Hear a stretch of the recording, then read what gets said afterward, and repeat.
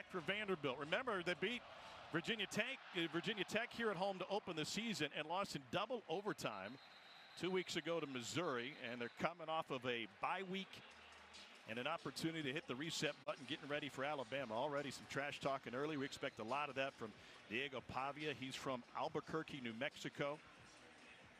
Had 0 FBS offers coming out of Volcano Vista High School, so he ended up going the JUCO route for a couple of years. Started there as a third stringer, then earned the job at New Mexico State and was magnificent. And now guiding this pistol option offense led by offensive coordinator Tim Beck. This is a run-heavy offense for this Vanderbilt team. And they keep it on the ground on first down and maybe 3 yards. Call it 2+ for Cedric Alexander. Nice job inside, Tim Keenan. Staying in your rush lane is going to be important, Tom. You mentioned it. A little bit of an option look. You're going to get veer looks. Kane Womack, defensive coordinator for Alabama, telling me before the game there's not going to be as much movement pre-snap. We're not going to stem as much as we did last week against Georgia. We want our cleats in the ground, understanding what our assignments are on every play. Eli Stowers and Cole Spence, a tight end, shift to the other side. Remember, Stowers was a 4-star recruit as a quarterback at Texas A&M before going to New Mexico State last year. And they go with the jet sweep, and A.J. Newberry found a little bit of room and gets wrestled down at the 35 by Deontay Lawson. That'll be a Vanderbilt first down on its second play of the game. It's an excellent job by the Alabama defense late, sort of leveraging that ball back inside. Could have been an explosive play, but you see all the pre-snap movement that you're going to get. You get a shift and a trade to the opposite side of the line of scrimmage. Then you get the motion across. That eye candy, Tom, critical for this Alabama defense to be aware of, recognize, and play correctly today. Pavia is one of the best runners regardless of position in the SEC. He's 11th in the league in total rushing yards. And he gives it up again. And there's another room up the A-gap for Cedric Alexander. And that is a pickup of 7 on first down. Tom, I think he has star capability in this league. He's got a really nice jump cut. His vision has been improving specifically through the course of this year. He's explosive. Multiple times on film, you'll see him kind of disappear at the line of scrimmage. Then he just pops out or spins out and can bust it ahead for 10-8 yards. 5'9", 200-pounder out of Austin, Texas. Is the best after contact in the SEC. They call it 2nd and 4. Out of the pistol for Pavia. And Pavia calls his own number but lost his footing trying to run behind the block of Eli Stowers. Now bring up 3rd down. Vandy threw the ball, Cole, a lot 4th quarter in double overtime against Missouri. Even though they're a run-first team, how does their pass game match up with what they do in the run game? Well, Pavia's got a great arm. He can make the majority of the throws. He throws an accurate deep ball. Oftentimes, though, Tom, he's one of those young men that likes to ad-lib. He has last-second decisions that can get him in trouble, but this passing game is a legitimate threat down the field. That's the Johnny Manziel in him. 6 touchdowns. No picks, though, for Pavia so far this season. 3rd down 5. Play clock at 2. At 1. And he finds Alexander. Beautiful block on the edge from Stowers, and that's a first down. Pardon me, A.J. Newberry. And how about Eli Stowers trading in his quarterback position to run tight end? Gain of 14. You mentioned it, Tom. The Texas A&M quarterback, Eli Stowers at tight end. You're going to see him over here in your screen come in, throw just kind of a late block. We'll call it a pick or a wall off. And that allows first down yardage to the outside. Once again, the understanding of Diego Pavia in this offense, he knows where he wants to go with the football right away. If the defense doesn't rotate correctly, ball's going to come out of his hands, and it creates space. That's what Tim Beck would tell you. We want to create space. Nice job of it there on that play. Pavia ran this offense for Tim Beck at New Mexico State last year. Jerry Kill was the head coach. He's now on the staff along with Beck here with Clark Lee. Empty backfield, and he hits his man on a slant. That's Quincy Skinner. And Skinner stays on his feet to fight for a few more. It turns into a 13-yard gain, and his helmet got ripped off at the end. No flag.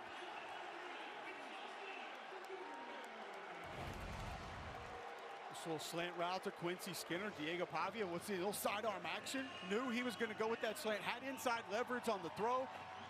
You'll see a lot of man coverage today from Alabama. And Tom, that sounds odd because Diego Pavia has those wheels. And what do you hear oftentimes? Mobile quarterback, don't play man because you turn your back to him. But they want to try to defend the alleys with the safeties and take away some of those option plays. Run heavy early on, and now to throw. Pavia hangs a U-turn in the backfield, wants to go deep, and he floats it down the sideline for a first down to Stowers.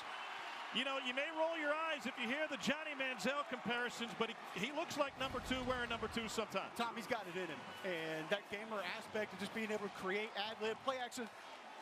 Look at Cedric Alexander, 28, big block on the edge, still turn a defender loose, he can escape. And then Eli Stowers, he knows what a quarterback wants to do. Former elite quarterback coming out of high school, now playing tight end. This is where Diego Pavia is a massive headache for opponents. A.J. Newberry in the backfield, opening drive for Vanderbilt, and they are marching down the field against this elite Alabama defense. Option look here, Pavia with the fake, and he takes it down near the 10. Jahad Campbell with the stop, and Alabama defense, it comes in 46 in the country against the run. They did not have a great second half against Georgia, obviously, but they haven't allowed a touchdown in the first quarter yet this year.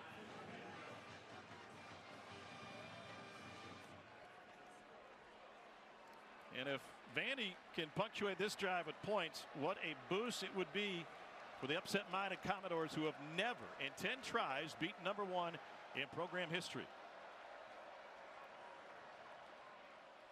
On 2nd and 5, straight ahead. Cedric Alexander maybe just a hair short. Malachi Moore came up from his safety spot for the stop. Tom, you'll see a play that looks exactly like that from this Vanderbilt offense today, and they'll run it 4 or 5 different ways. That time the tight end comes flat across the line of scrimmage, so it's a split zone look. You'll leave the tight end. You can also arc the tight end around the defensive end up to the linebacker, and Diego Pavia oftentimes going to put that ball out towards the backside of where that zone scheme's going and read it, and they can even change the read up. So you can imagine how difficult that is to defend visually. Split zone option for Vanderbilt. Alexander got a blocker in front of him off the left side, lowers his shoulder and powers to the goal line. He's in, and Vandy draws first blood on a 7-yard Cedric Alexander score.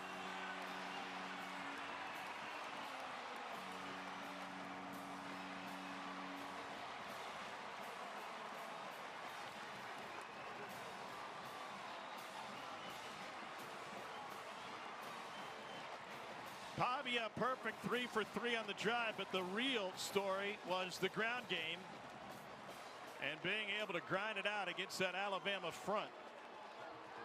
Brock Taylor on for the point after.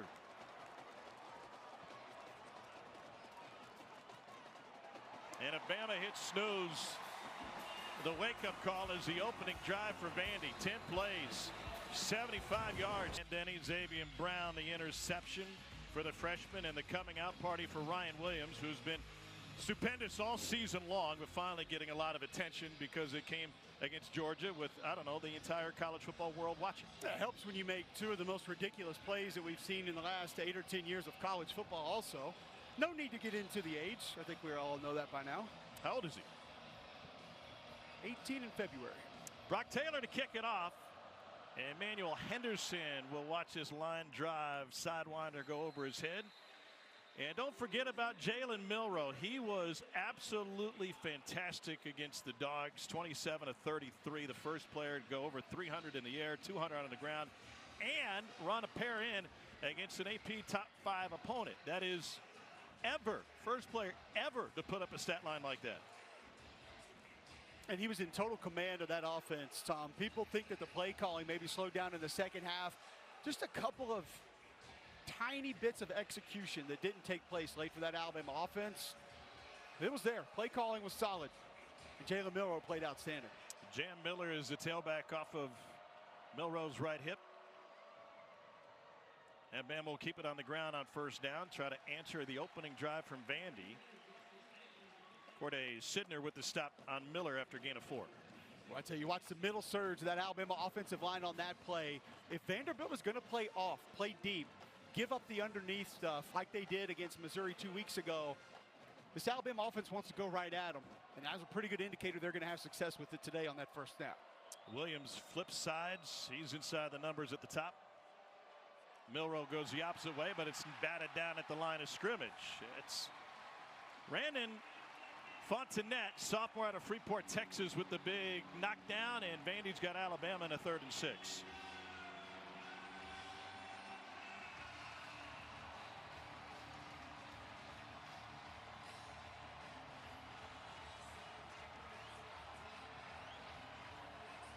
Bama's hit on 47% of its 3rd down tries this season.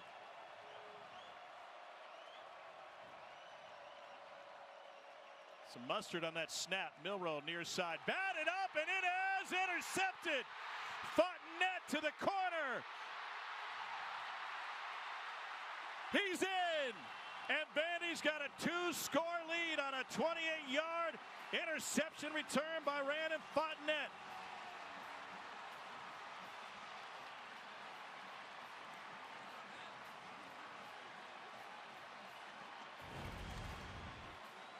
I thought he stepped out at the 1. The far official said he was over the goal line with that stretch, and looks like it was over the line before that left foot come down. He cut it close. Why are you even cutting it that close? I don't know. Just get back inside. What a surge of early game momentum for Vanderbilt. Officially a 24-yard interception return for Fontenette.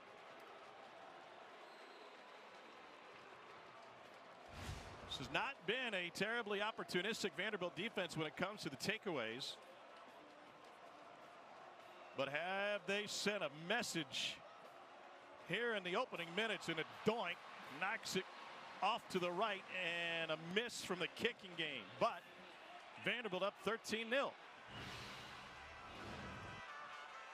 Ball tipped up. Brandon Fontenette brought into this defense because Tuscaloosa. And they haven't won against Alabama here in Nashville since 1976. Watson Brown was quarterback that day for the Commodores.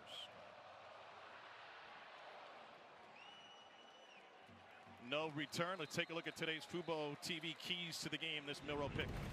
Jalen Milroe is going to get a tip ball, and you'll see just kind of zone coverage is what Vanderbilt's going to show on the back end. Barkley knows he's going to have to mix it up, show some different things.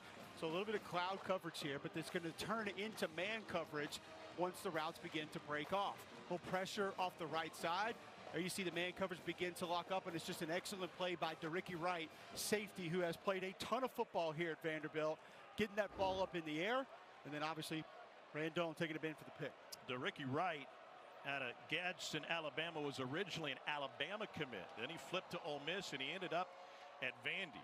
Here's Justice Haynes, and he is bottled up and goes down for a loss of 1. Brian Longwell in on the stop for the Doors. Back to DeRicky Wright quickly, Tom. Somebody you're never going to cheer against. You always want to see good things happen for. Lost his mom a couple of years ago. Has kind of taken care of his siblings since he's been in school here at Nashville. Just an incredible young man, making an incredible play early in this game. His mom was just 32 years old when she passed away due to a brain aneurysm. And now helping raise his 3 sisters. Milroe over the middle finds C.J. Dupree. He's got a lot of green. And he takes it into Vandy territory before Longwell catches up to him after 47 yards. Boy, I love Nick Sheridan coming right back, letting Jalen Milroe go down the field again to his tight end, C.J. Dupree. So valuable to this football team. You wouldn't think he was a 500-pound bencher the way that he's running down the field there, but this tight end group helps a lot of things go for the Alabama offense. Nice throw and catch there. Both Miller and Haynes in the backfield with Milroe. And Bama gives it to Haynes. Haynes stopped by Langston Patterson, picks up 2.5. Thought Haynes maybe jumped outside of Caden Proctor's block a little bit too early on that play. Delay that, let the defender play out over the top in front of your big 360-pound offensive tackle, then cut back behind him, get north and south.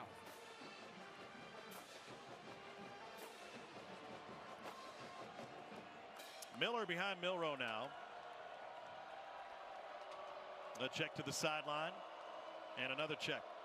Bama wanted to be very careful with its tempo in this game this afternoon, needing to mix it up. This one to 1 on the play clock, and Miller off the left side, stopped by Longwell, who's been in on a couple of Big plays for Vandy already. And that'll bring up an Alabama 3rd down. Tom, I wonder if that may have been another bust by the right guard. Kind of blocking back to the right, not going with the zone to the left and climbing up to that backside linebacker. Had a free runner at the football there. Front side was handled perfectly by Parker Brailsford and Tyler Booker. That's the right guard, Jaden Roberts. We'll see a couple of guys in it. That right guard spot today, including Gino Vandermark off the bench at some point. 3rd down, 6. Vandy drops into coverage and wide open. Dupree again. He took a lick. And Dupree, after a 17-yard gain, pardon me, Josh Cuevas, after the 17-yard gain, is shaken up.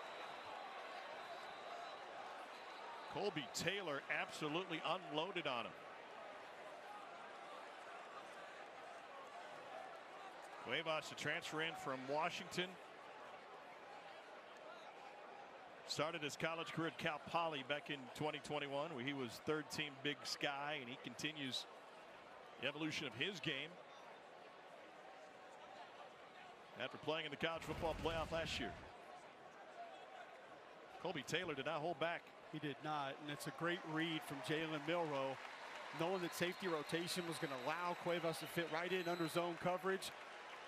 Nice throw, and just pull. Colby Taylor, the Wyoming transfer, delivers a blow. So Cuevas walks off with the athletic training staff after Kalen DeBoer came out to check on him. You see Cuevas there, Tom. We talked about C.J. Dupree. Now you get Robbie Utes back on the field as well. It's one of the more underrated groups on this football team. They're trying to lean on a couple of the bigger boys on the left side of this offensive line now and shove this ball into the end zone. Hayden Proctor and Tyler Booker, 2 of the best in the country. Jim Miller at tailback. Pressure up the middle. Milroe keeps it, and he gets wrestled to the ground after a couple to Ricky Wright. In on the stop for Vandy. What a start he has had. Now 2nd and goal. Boy, Tom, DeRicky Wright was the opposite field safety on this play. But because of the pressure that comes up the middle, he's got to fill over the top. So he comes all the way across the line of scrimmage and attacks one of the better runners in this conference. Is able to get him to the ground. That's an excellent play by the veteran safety. Bama hustles to the line. 2nd and goal. A hole on the left side, and a step through for Jan Miller, and Alabama's on the board on an 8-yard touchdown run.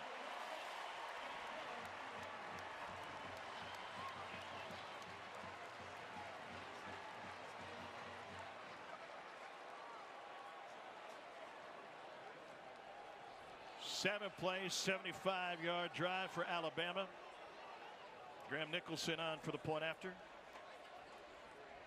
Remember, Vandy missed its first point after the season on that pick 6. And the Commodores want to keep this thing close, thinking that might be a factor late. Nicholson bangs it through.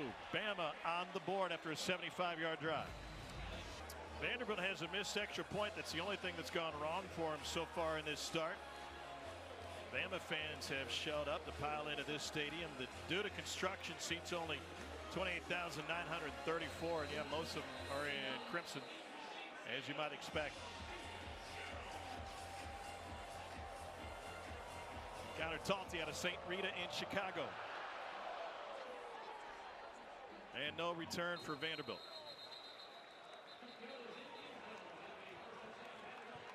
Great visit with Diego Pavia yesterday. You can feel the confidence that comes off this young man, and he's got a volcanic personality too. So far that has worked for Vanderbilt over the course of this season.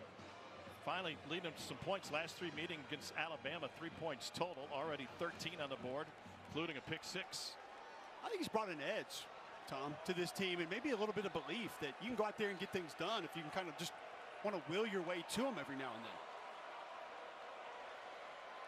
First down, Pavia hands it off.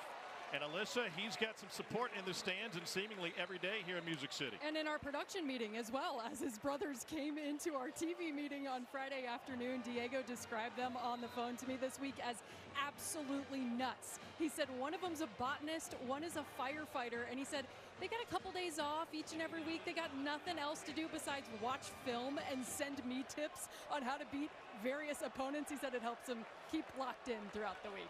I did not have botanists on my bingo card when we met those fellas yesterday. That's for sure. Pavia option look, keeps it, and Malachi Moore is there to blow it up. Cole, we've talked a lot about the iPads that are available to teams this year on the sideline, and facing an offense like that Vanderbilt runs for the first time. I would imagine at that first possession, a lot of work was done with Kane Womack and that iPad on the sideline. I spoke to secondary coach Maurice Lindquist just about that before the game on the field. I said, how big have the iPads been for you? He said, oh, game changer. He said, we're actually able to go see exactly what folks are doing. We can show the players maybe what went wrong and why, how the alignment needs to change, where to leverage it. We all thought the helmet comms were going to be the big difference maker, Tom. Those iPads have been just that. Alabama needed to make some adjustments after that opening 75-yard drive for Vandy. Fake to Alexander. Pavia will roll out of the pocket. Directing traffic back across his body for a first down to Cole Spence. Pickup of 11.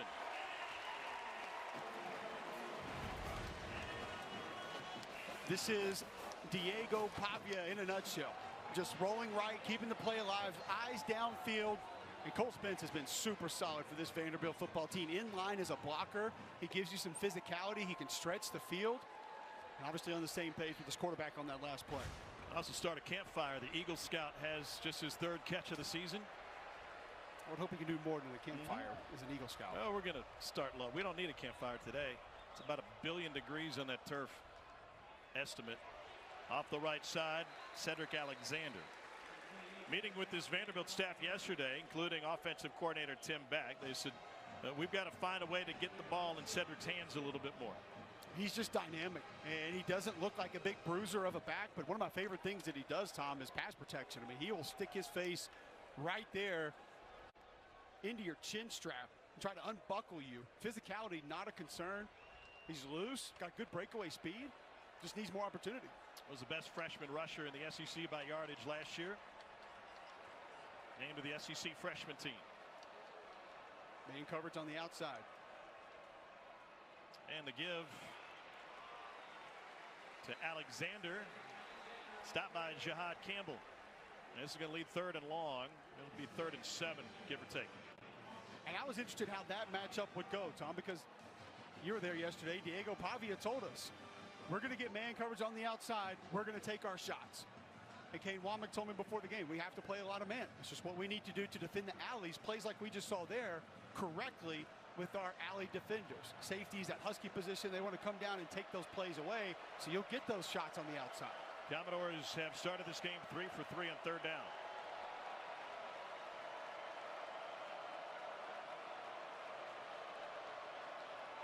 Option. Here's Alexander. He's got room, but he's taken down on a beautiful open field tackle by Deontay Lawson on that stop for Bama. You watch this play, Tom, and you wouldn't think that last year Deontay Lawson played at about 15, 17 pounds lighter than he's playing this year. Yes, he's heavier this year. The speed to be able to get to the perimeter and get the ball carrier down. I thought it was the number change. I was like, man, he's sleeker, he's lighter. Because 0 looks a little bit leaner. Really? He's actually 15 pounds heavier. I should be wearing 0 more often. Jesse Murko, the Aussie, punts it away. Fair catch taken at about the 10. Let's find out what's going on in the league. To the studio, Dari Noka. All righty, Tom. Thank you much. How about a little expert moves presented by Principal and Jackson Dart to Trey Harris. Trey Harris full of expert moves down that sideline, breaking a tackle, working his way inside the 5. And Ole Miss right now leading South Carolina 17-3, jumping on him early at Williams-Brice. All right, Dari, thanks. There was a flag on that play. Lee Hedrick. Illegal numbering on the receiving team. There were 2 number 2s in the game. That 5-yard penalty will result in a first down. That is a massive mistake. 2 of these teams are heavily penalized, and this one is Vanderbilt to continue its 2nd offensive possession. 2 number 2s in there. Xavier Brown and Ryan Williams. Where's the other number 2?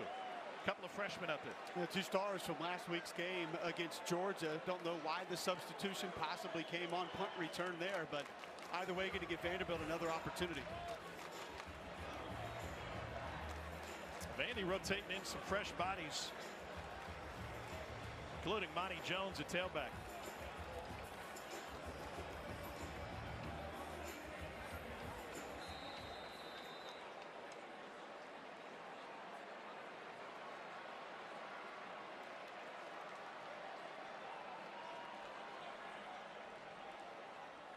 And they want to throw it back. Little run to the perimeter now, and a lob downfield is taken down but out of bounds. That was Nate Johnson, the second string quarterback. And I tell you, Tom, Malachi Moore was right on top of it right away. Just before the ball was snapped, he was pointing at Jones. 2-3 other defenders then joined him in. They saw exactly what was on the field. Great awareness from one of the Alabama veterans, seeing that right out of the gate.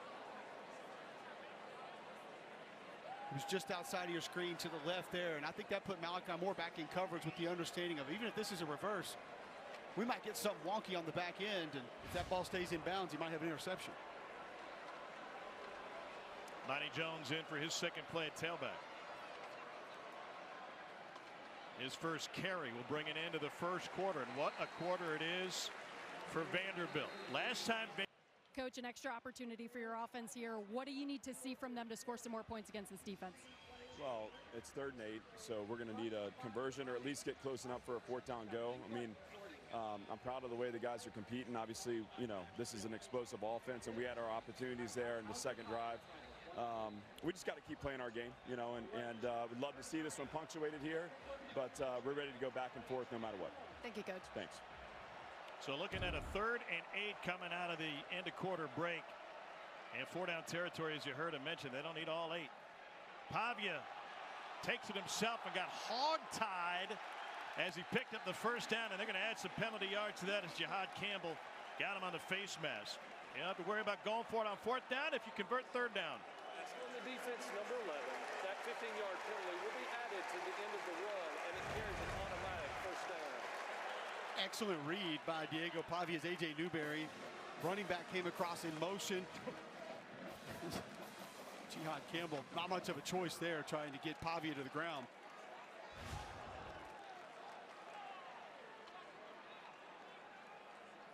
Vandy scored on its opening possession, then got a pick 6. And they have dominated time of possession after winning the toss and taking the opening kickoff. Cedric Alexander at tailback. Alexander, nowhere to go. Spun around and gets spun down for a loss. Pavia is no stranger to upsets. As a starting quarterback, he's got 2 wins as a 21-point-plus underdog. At Auburn last year and at Liberty in 22, both times with New Mexico State. It's tied for the most by any starting quarterback over the last 20 seasons. And it really is the perfect mix, Tom. It's an offense that is designed to take what the defense gives you, create space, and he runs it extremely well, yet he adds that playmaker component on top of that to be able to give you explosives. Originated as a split back veer at Pittsburgh State in the MIAA under Tim Beck. Pavia gets taken down again. Lucky to stay on his feet to get a yard. James Smith. The pocket just collapsed on Pavia.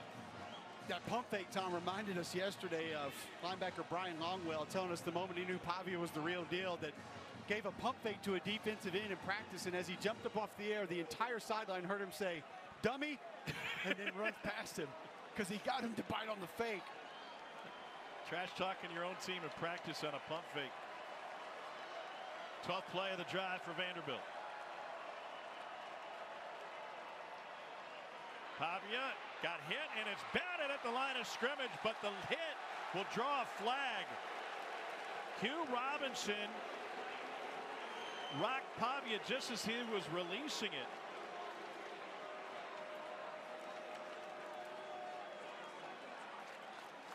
Lee Hendrick is our white hat. Personal foul, roughing the passer, forcible contact above the shoulders on the defense, number 34. covers half the distance to the goal from the previous spot and carries an It wasn't automatic that first he down. hit him, it was where he hit him. And you see it, it's not overly violent. A little bit of a head bob into the helmet. I wonder if the official saw the hand kind of swipe down also and felt like that was a little more than it actually was. It is the third penalty that Vanderbilt has picked up via a penalty this drive. And remember, Vandy punted it away on this drive, but illegal double numbers gave him a first down. Well, and Alabama came in 96 in the country in penalty yards, Tom, but only 8 of their penalties on the year out of 26 had been on the defense. Defense had actually been pretty good. A lot of procedural penalties on the offense this year. First and 10 for Vanderbilt. Straight ahead run and a gash by Alexander. What's going wrong with Alabama's run defense so far? Well, they're going to put you in a bind, and they're going to make things difficult. Jamarian Latham on this last play, right here on the end, is going to have to play the option man. So you're the conflict defender. So now you're staying at home, Well, here comes the fullback from across the line of scrimmage.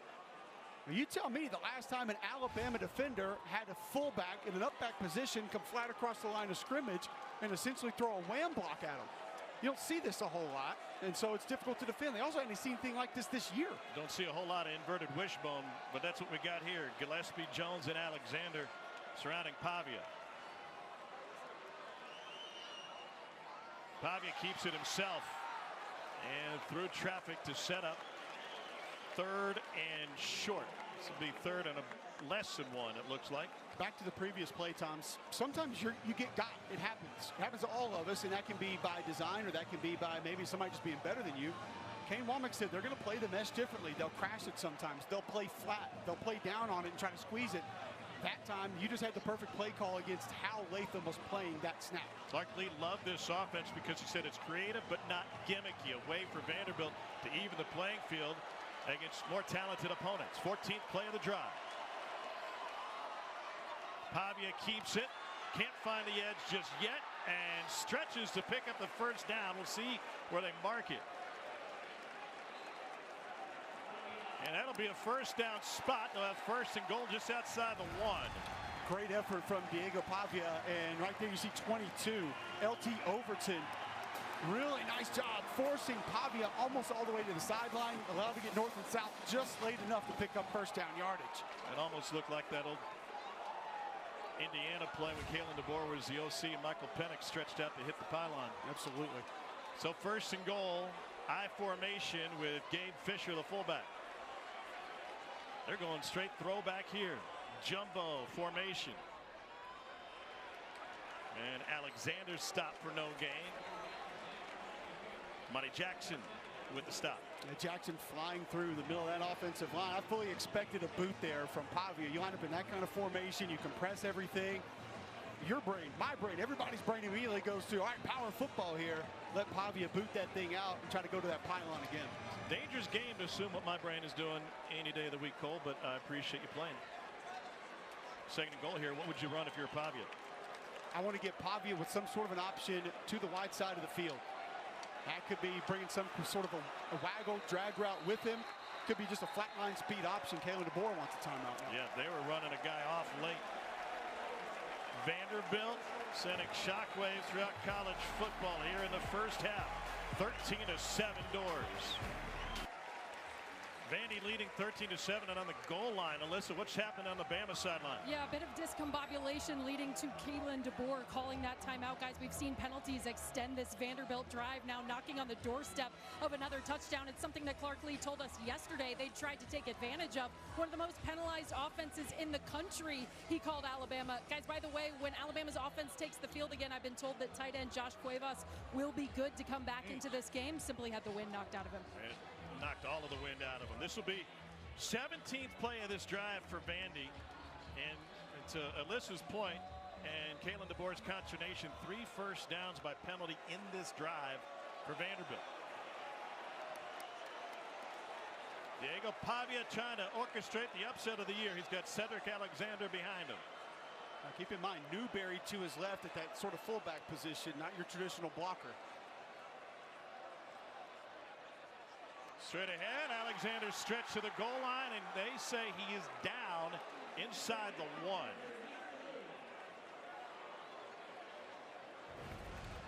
another look.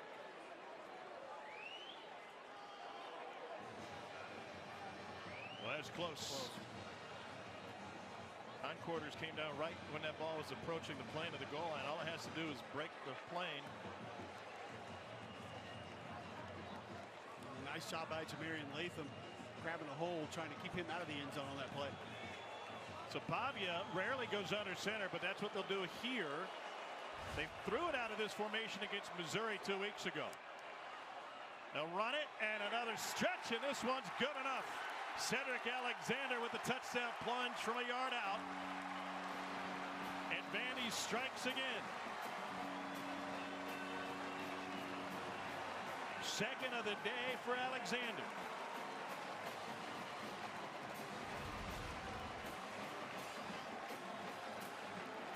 Power play off the right side. You see Stephen Lasoya pulling around the normal center move to left guard. Gets a little bit of a kick out. And Alexander, great job keeping those knees off the turf before the ball crosses the plane. That was the exclamation point on a 17-play, 75-yard drive that chewed up 9 minutes and 50 seconds. Brock Taylor missed his point after last time. His first extra point miss of the year. That one's good. This is a key play that extended the drive. Two freshmen wearing number 2 were on the field at the same time when Vandy punted away on its 4th down. And then the face mask gave another penalty first down, and a roughing the passer on a shot to above the head and neck area contributed another automatic first down. Before that touchdown plunge. By the way, Alabama had allowed a total of 16 first half points prior to today. I don't want to simplify things, but is it fair to say that Vandy's out physically Alabama, if I can make up a word? I think Vandy physically has showed up to the game. Overpowering Alabama, no, I don't know if I would necessarily go there. Here's the thing, Tom, it can look like a team is more physical than you or outpowering you or pushing you around when you're indecisive. And a lot of times this offense will steal your eyes. It'll put you in concrete cleats, so to speak. And when you're thinking about that, and you're not moving the way that you're supposed to, not playing fast, it can look like somebody's pushing you around. Well, in a series of dates in 1903, we could have the thriller of all thrillers between Bama and Vandy. Here's Henderson. Lost the football. Vandy tried to corral it. And it's like grabbing a greased pig. Vandy's got the football at the 15. And the Commodores, outnumbered in their own stadium, have the momentum on the west end. Brian Longwell hauled it in. Another mistake by number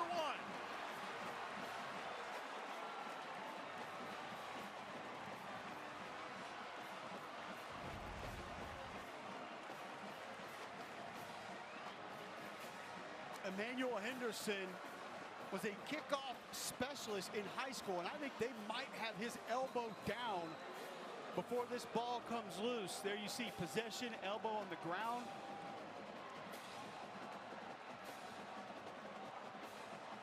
He had over 1,000 kick return yards in high school as a freshman, 6 kick return touchdowns. Was that bar loose before? Was it oscillating at all before the elbow hit? Looks like possession there, and then there's the elbow down. My eyes say he had possession of that football when his elbow hit the turf. Kevin Holmes is our replay official today. What a break this would be for Alabama to retain possession. What a break for Alabama to retain possession. Break for Vanderbilt if they were to somehow not have this overturned. Ruled a fumble on the field, and obviously a Vanderbilt recovery. Feels like a lot of the momentum with this Vanderbilt football team right now. And you mentioned outnumbered in their own stadium, Tom. You and I have done games here where Vanderbilt quarterbacks have gone silent count. After video review, video evidence shows that the runner's elbow was down with possession of the ball. The receiving team will remain possession. It will be 1st and 10 from the 14-yard line. Speaking of the crowd split, it's hard for us to see because we only see one side of the stadium, but I don't think it's a stretch to say 75% Crimson. Yeah, probably would have gone a little higher than that. Yes, Vanderbilt student section showed up. There are a lot of Alabama fans here. Hey, if Cal can show up for game day, then Vandy students can show up for a football game, right? What a scene in Berkeley this morning. Jalen Milroe, 2 for 4 on its Alabama's lone drive, or one of 2 drives, I should say. They scored on one. He threw a pick 6 and a third down on the other. I know you hate time of possession, Tom, but I would love to know the actual time elapsed from when he took a snap in this football game. Measure with the sundial.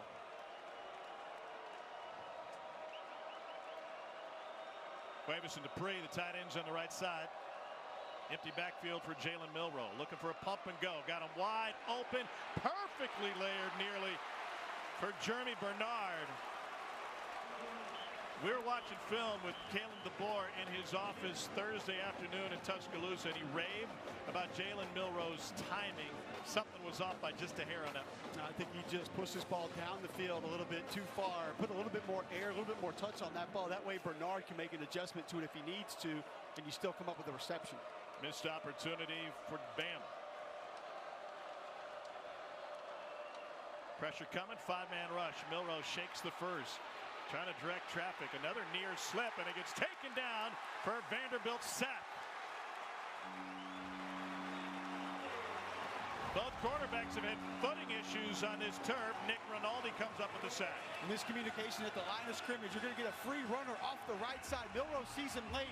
I don't know if Ryan Williams in the picture or not. Don't see him, but he was wide open down the Alabama sideline. Jalen Milroe just not enough time to get that football off. The Vanderbilt pressure gets home. They're down 14. 5-man rush again. Milroe uncorks it for a first down to Ryan Williams. Coming off of an Alabama freshman record, 177 last week against Georgia. That equates to 29 yards per catch. Well, he is special in a lot of different ways for this Alabama offense. Good protection for Jalen Milroe. Nice pocket. You almost. Oh, he was bobbling that. And they're going to stop play and take a look. Yeah, football move. I don't know.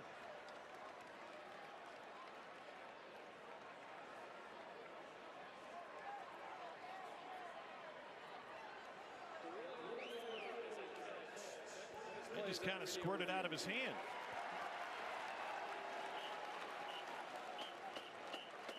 It's close. Feel like he got the ball onto his hip there, and then the ball pops out.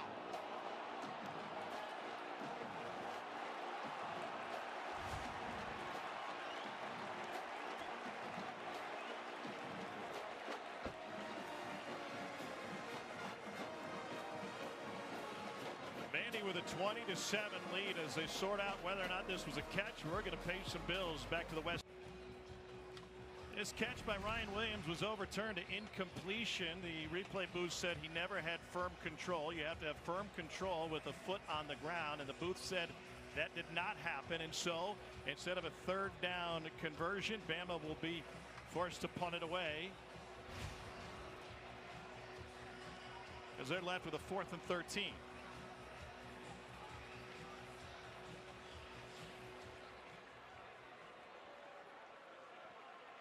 Jalen Milroe 2 for 6 through the air to start this game. James Burnip on the punt. Martel Height back for Vandy. Good looking kick, and Height takes a fair catch at the 42-yard line. 47-yard punt. Vanderbilt with possession with a 13-point lead. Remember, a missed extra point for the Commodores. And Cole, the way they've been able to run the clock, now, granted, they've been gifted first downs by this Bama defense, but 8-12 and field position and ability to run the clock so far for Vandy, things are looking really good for them. Alabama has to find a way to negate some of this momentum. It all feels like it's with this Vanderbilt football team. And when Alabama has attempted to steal some back, it feels like there's been a break that would go against the Crimson Tide, and they haven't been able to maintain it. But you're right, Tom. You got a short field. Good field position, clock on your side, you have the lead, and you can great chance to get this thing close to the half. Time of possession 16 minutes to Vandy, short of 6 minutes for Bama. Pavia keeps it. He's outnumbered, and he gets surrounded and smothered. Deontay Lawson in on the stop, coming off of a 10-tackle performance Saturday night against Georgia. He's on every notable award list: the Butkus, Lott, Nagurski, Lombardi. Well, he's the leader of this defense, the communicator on this defense. He's got that green dot on the back of his helmet. Kane Womack will call plays into him, but it goes so much further than that. Holds the other players accountable. And his ability to just see things, read things, react to things in a quick manner has just gotten better and better and better during his time in Tuscaloosa. Talking with Kane Womack about him before the game, he said that anticipation comes with recognizing personnel and formations. Pavia gets hit in the backfield but escapes. Good blocking on the edge. And Diego Pavia takes another shot as he carries it across the sideline for a first down. 11-yard scramble for Pavia, and not short on confidence or barking. Well, the value from Cole Spence, you'll see it out wide. Once again, conflict defenders, they're going to force you to make a decision. Inside zone to the right, but he'll read it backside and pull it. There's Cole Spence with an excellent block on Malachi Moore. And Pavia can get a little bit more on his own. The only thing that went wrong for Pavia was losing his footing on the Bama sideline. Whoop.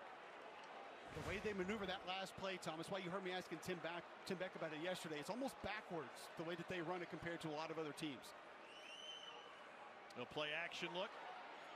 Come back. And that's complete for a gain of 9 on first down to junior Sherrill, sophomore from Lipscomb Academy right here in Nashville. 16th straight game with a catch for Sherrill. It's been solid for this Vanderbilt offense. This receiving core has really come on. They have helped Diego Pavia in times where he's rolling out, looking for a play down the field. Now, Pavia understood right there. Roll out, quick ball distribution. Don't allow the defense much time to react. 2nd and 1. Do you take a shot? They've got to take one here soon. We've been wondering with man coverage. Look at the top of the field. It's one-on-one.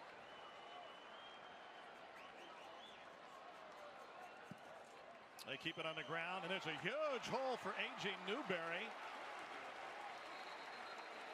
And the sophomore out of Grand Prairie, Texas, picks up a Vanderbilt first down.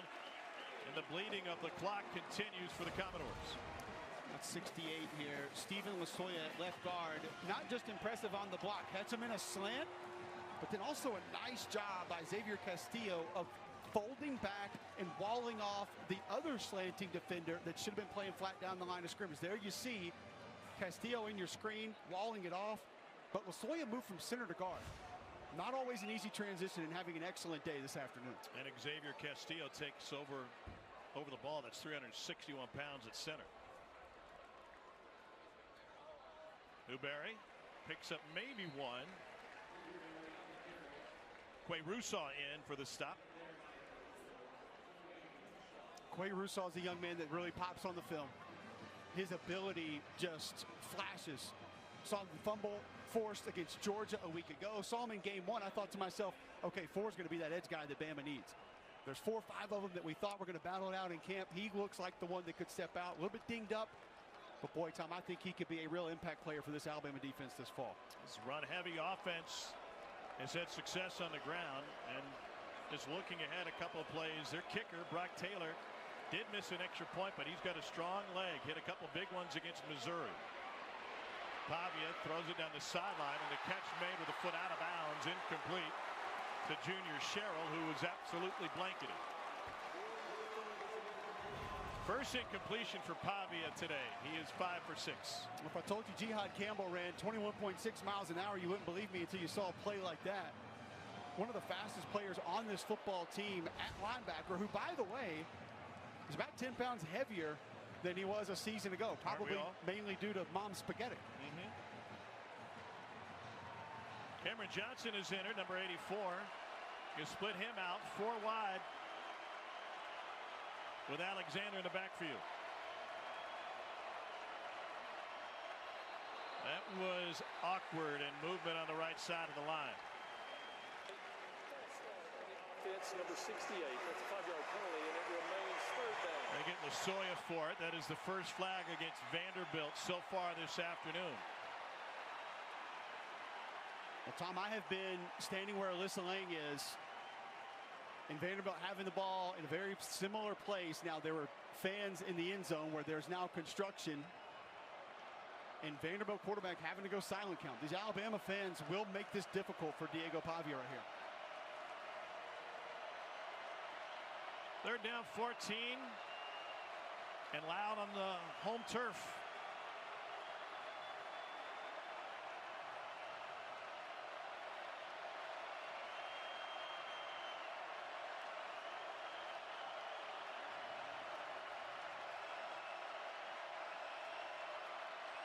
Pressure coming up the middle. Pavia goes down the sideline. Man coverage. It is incomplete. Skinner, the intended receiver. Jackson was all over him. Excellent play by Damani Jackson in phase. Locates the football. That's critical. Whether or not he's able to get the football loose or not. That's how you're going to avoid a penalty. And then rakes the ball free. Not sure it would have been a completion either way, but nice play by number 1 for Alabama. 51-yard attempt as Brock Taylor lines up. He had a program record 57-yarder to end the first half in Columbia, Missouri 2 weeks ago. Vandy fell in double overtime to then 7th-ranked Mizzou. Taylor's got the distance and he splits the uprights. Vanderbilt leads Alabama 23-7. Clark Lee trying to make some history here in Nashville. Never before have they beaten number 1. Since October 2nd of 2004 when they lost 20-3 on the road at South Carolina. And it's the largest lead Vanderbilt has ever had against the number 1 team in the country.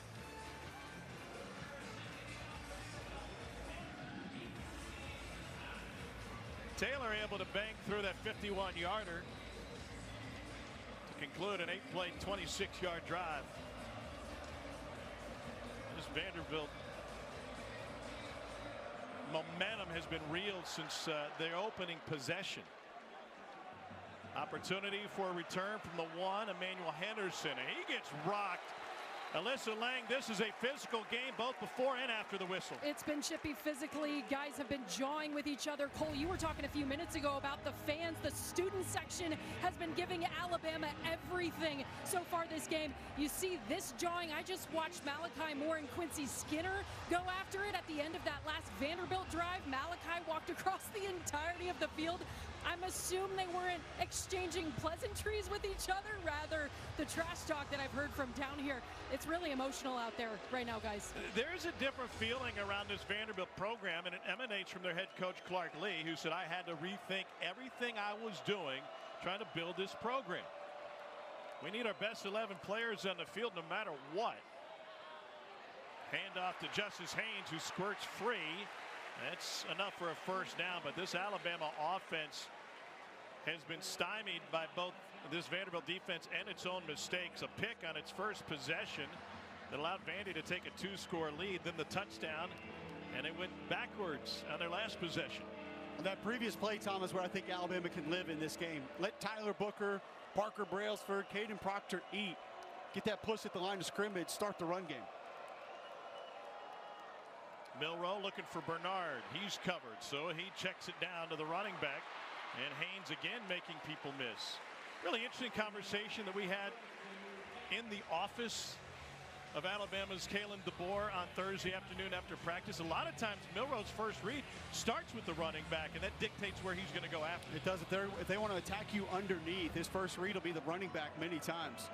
On 2nd and 2, Milroe kept it, and he goes down for a loss. Had a couple of misreads in the Georgia game, Tom, out of the mesh. And this one, you have a defender right in your face about 2 yards upfield. I just don't know why you're going to want to try to pull that one. Give it to your running back, let him try to work. But the Cosmo right there in his face, they're not going to have anywhere to go either way. A vocal minority on this 3rd and 5. Bama just 1 of 3 on 3rd downs. A lot of traffic in the pocket, and it's delivered on time. Oh my, what a hit, and a flag down, and maybe targeting company, and Kobe Prentice very slowly makes his way up.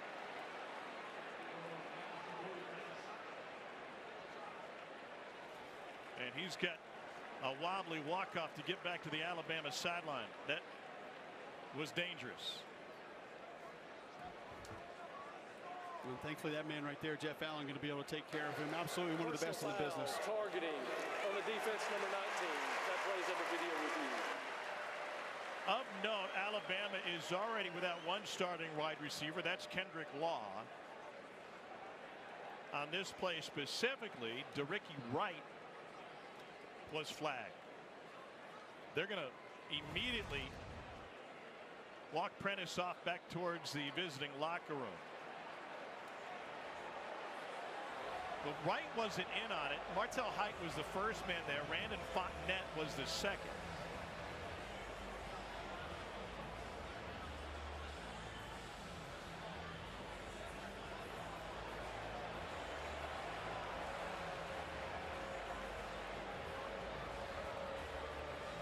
So adding the confusion here is they said 19, which was not who it was on. So we've got to try and figure out first which Vandy defender got flagged for targeting.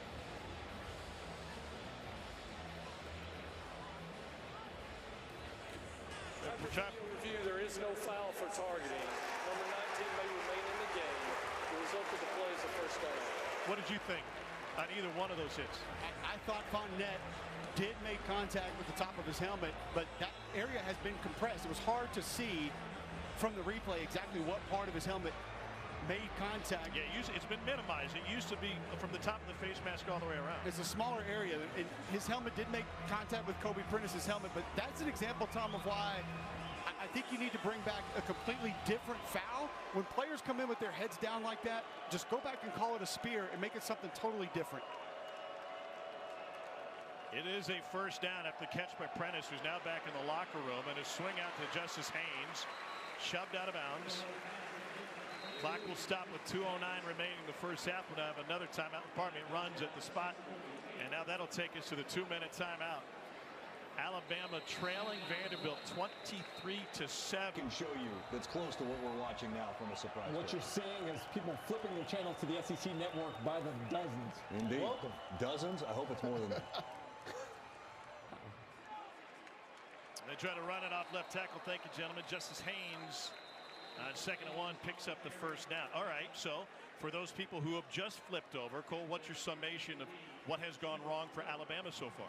Penalties, shooting themselves in the foot a lot. Defense, a little bit confused, not confident in attacking different portions of this Vanderbilt offense, and that's what makes them difficult to defend. They'll put you in conflict, and they will force you out of your space at different points in time. Bama trailed at the half 5 times last season. The result of the play was a first down, which stopped the clock. They went 3-2 in those 5 games. Also, Tom, where are Alabama's best players on offense? They haven't been on the field. 5 minutes and 44 seconds, Alabama's possessed the ball here in the first half. 20 minutes plus for Vandy's offense. Bama's got a pair of timeouts remaining. Milroe out of the backfield and stepping out of bounds is Justice Haynes for a gain of 3.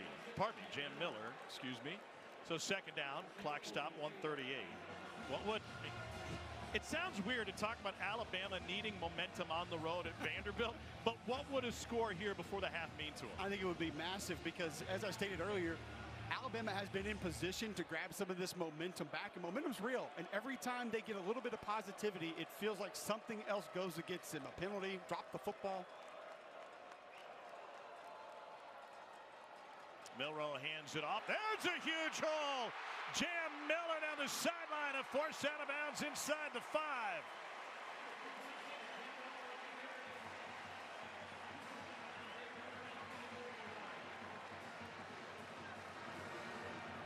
They mark him out at 3.5.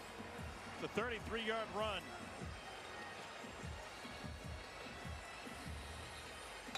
Timeout. Vandy's going to use the timeout. This is their first charge timeout of the half. This will be a 30-second timeout.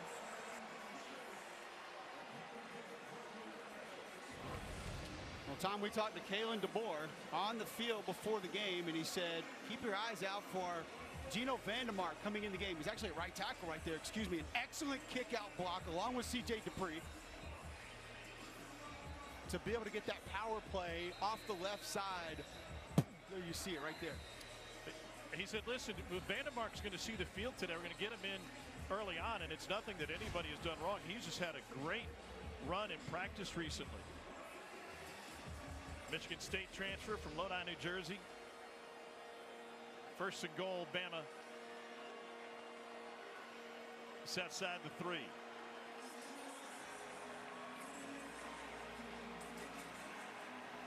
Jam Miller next to Milroe. And Miller's got plenty of space, and he's got a touchdown run, his second of the game.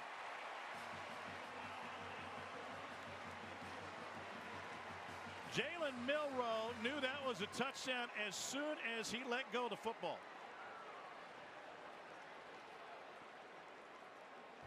They're going to go for 2. Tom, watch bottom right of your screen. I think you'll see the receiver block right there. Number 18, it's Caleb Odom. We wondered who was going to take the place of Kendrick Law, who is an absolutely devastating blocker at the wide receiver position. Excellent job by Odom getting some reps, able to wall it off. Time to go for Dose, brought to you by Dos Equis. Vanderbilt. This is their second charge. And now Alabama will use a timeout. They converted a 2-point conversion against Georgia last week.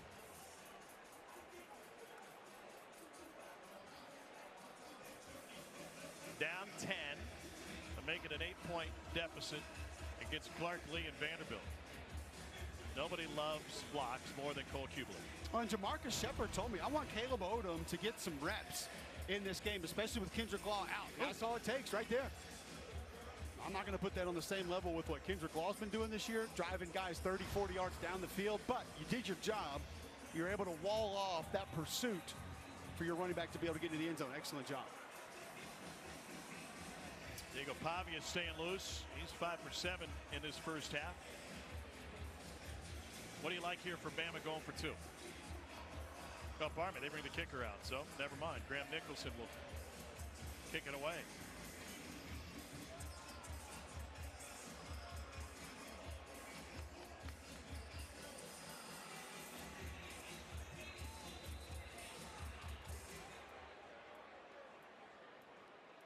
Graham Nicholson.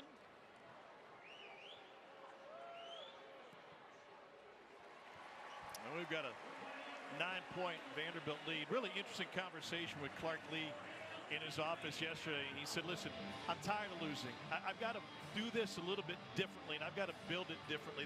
There's no time to be a developmental program. There's no time to really get your guys in terms of culture and just no, we need the best 11 guys on the field without sacrificing culture so we can hang with a team like Alabama, and certainly this dynamic offense helps them do that. Well, and he said we need better players too. They went out and got some. Diego Pavia being one of those that we've seen today. And Tom, Clark Lee played in a similar era to when I did. A lot of the things that are happening in today's college football, we didn't have those. We didn't really like them when they first started to happen. Yeah. I think that was also Clark Lee saying, this is me embracing the new of college football because, let's be real, that's what it takes to win.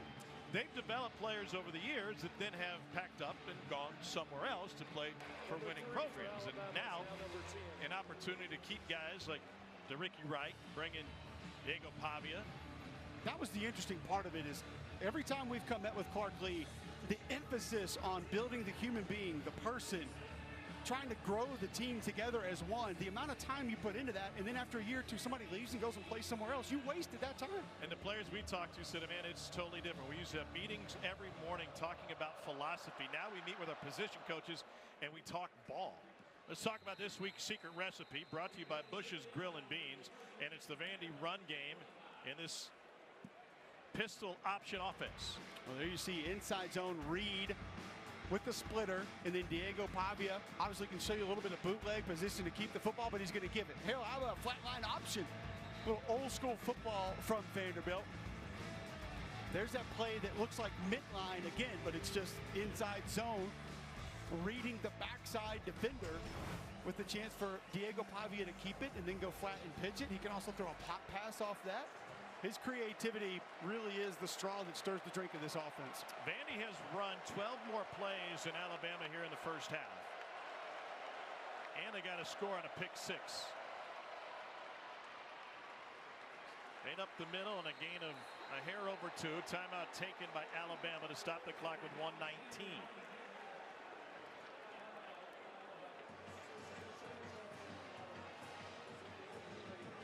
Alabama has outgained Vanderbilt total offense so far in this game, but penalties have certainly hurt the Tide, and that pick six looming large.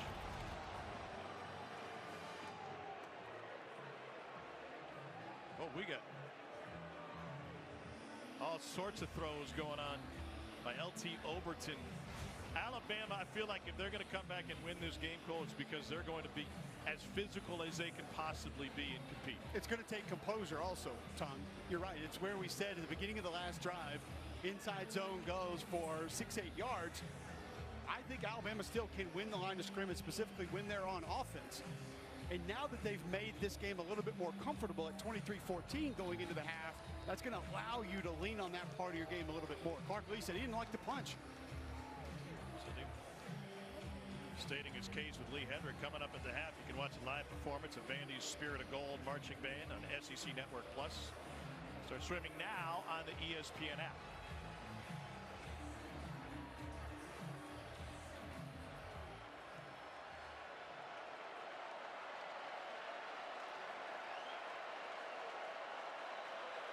Second and 8 for Diego Pavia, last year's Conference USA Player of the Year with New Mexico State.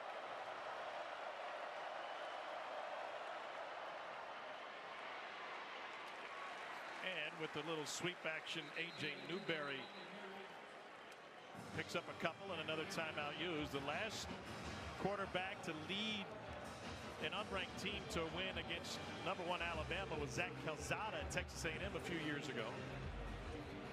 Calzada's still ripping it at Incarnate Word this year. Why not? Just keep playing. They're not going to kick you out. 3rd and 5. Bama stop the clock, and they're going to try to force a punt here. And I like the strategy from Alabama. You see Vanderbilt going to try to run this thing to the half. Okay, we have the timeouts. You can't take them home with you.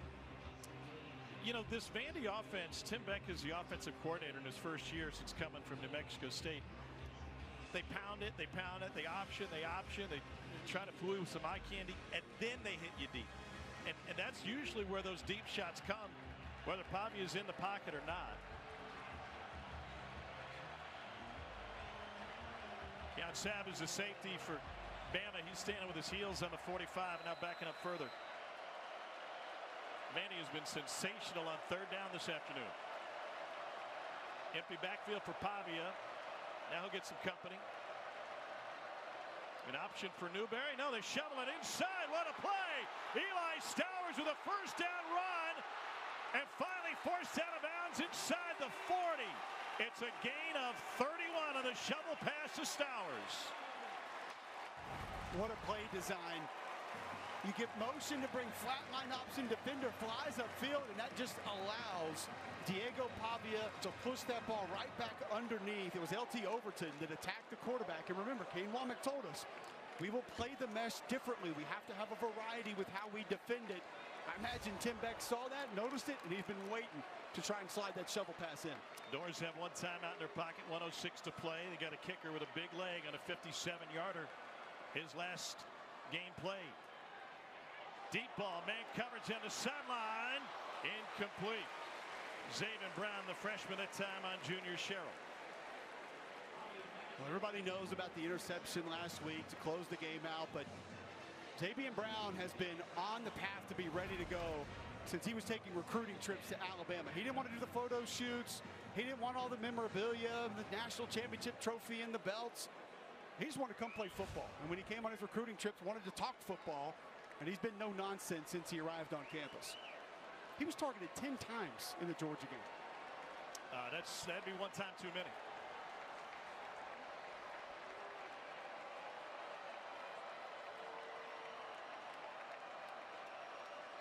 It'll be a 57-yarder from here, and the play Whistle dead before they started. Play clock rolled out. That could be big because Taylor hit a 57-yarder in Columbia 2 weeks ago. And Vandy nearly upset then number 7 Mizzou.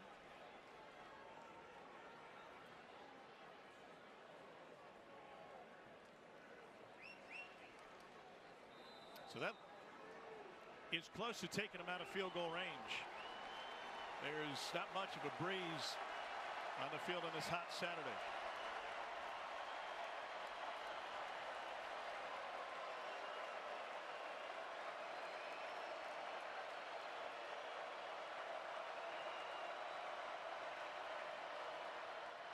On 3rd and 15, back to the ground game to try to get something back. They get just one. Oh, pardon me, that was second down. Oh, second and long remaining. Try to chip away a little bit on second down, 3rd down, maybe try to inch closer to more comfortable field goal range. They don't mind the clock rolling here. Vandy trying to end the first half with a score. You've said it though, Tom. This offense, there's a wild card in the back pocket always. Play clock at 4. 5-man rush. Pavia leaves the pocket. Little pump fake bought him some time, and then he gets hit as he goes out of bounds. 13 seconds remaining. Let's see where they spot it.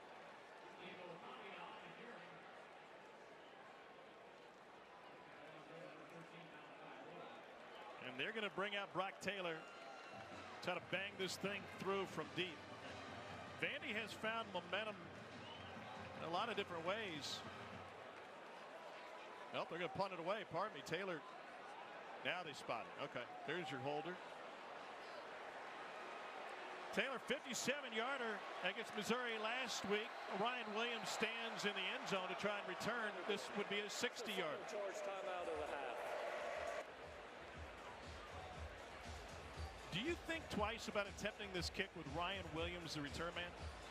I think it depends on your confidence in the leg. And we know how this goes. The kickers come out before the game. They kick a bunch of balls and see where the wind is. And they come. You say that with such disdain for special teamers. They kick a bunch of balls. It's the detail with it. They come out. I think 62 today. What was it, 65 yesterday? How much does it really change? But Clark Lee and his staff have a pretty good idea of his leg strength and be able to get it not only potentially through the uprights, but away from Ryan Williams. I don't want number 2 for Alabama touching the football with an opportunity to run it back. Brock Taylor is 2 for 3 from 50 yards plus this season. Sophomore from just down the road at Knoxville Catholic. And now they're going to punt it away. Jesse Murko. Aussie punter comes on.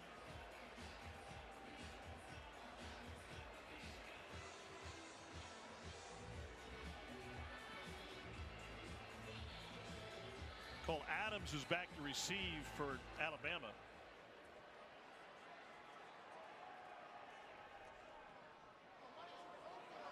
Adams asks for a fair catch. It goes over his head. He lets it go. And that will impact the clock. And only 3 seconds left in the half. This is a score that's going to send shockwaves through college football, as Vanderbilt will take a lead into the locker room against number 1 Alabama.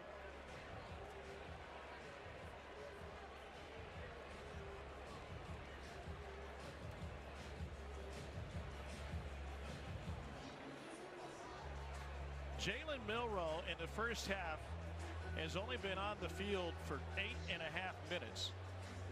He is 6 of 10 without a touchdown and 1 pick. The Heisman favorite coming into this game according to the odds makers. That has changed, and they will take a knee.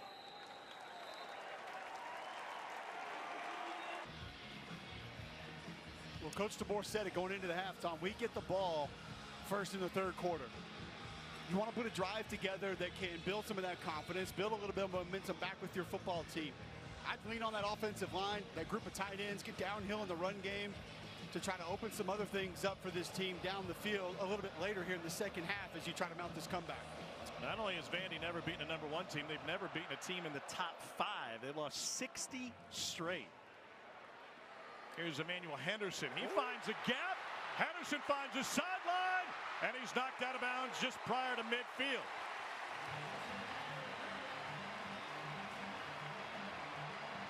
In fact, they'll spot it at the opposite 49. A 48-yard return, and Jalen Milroe has a little wiggle room now. Bama has lost as #1 to an unranked team only 3 times in its history.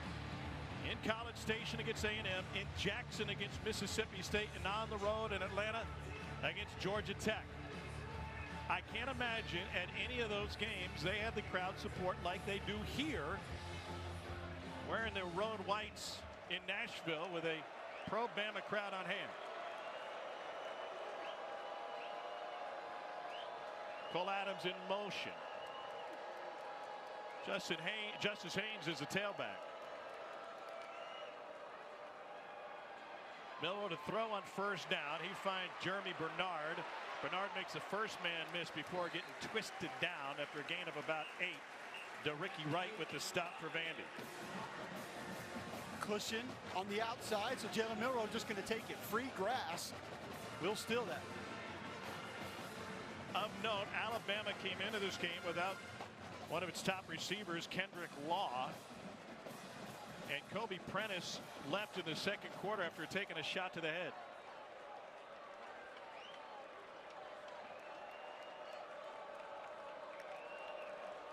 Here's 2nd and 3. Milroe, a shuffle in the backfield, and that is on time to Robbie Oates. Now listen, what'd you learn about Prentice? Yeah, you mentioned it, Tom, and obviously he took a pretty big hit back in the first half. I have been told he is out for the remainder of this game. All right, thank you. That's another man down for Alabama. His catch did result in a first down, as that one did from the senior, Robbie Oates. Nice job by Jalen Milroe to get that football out, but Anias DeCosmo, good pressure on Milroe, forcing him a little bit further outside of the pocket and having to change the arm angle on that pass. Cosmo transfer from Stanford.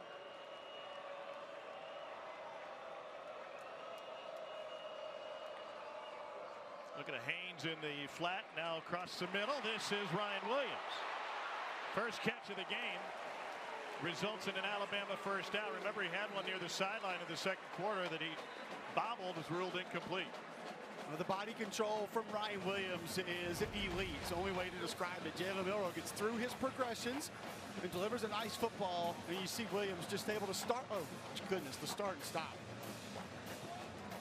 Had a long conversation with David Ballou, the Alabama strength coach, about this young man and his ability to change directions in a hurry. Rate of force development, something we'll talk about a little bit later with Ryan Williams. He was Mr. Football in the state of Alabama as a sophomore, the first ever to take home that honor as a sophomore. Williams in motion. Milroe looking for Williams. Comes near side. He took a hit. He signaled first down, and indeed he's got it by a yard. Smooth, not sudden, is the way that I would describe it, Tom. And I stole that from Damian Mitchell on McElroy and Kubelik in the morning. We were trying to think of ways to just describe how he moves and what he does. And so I asked David Ballou, the strength coach, about his movement. And he said his rate of force development is 0.15.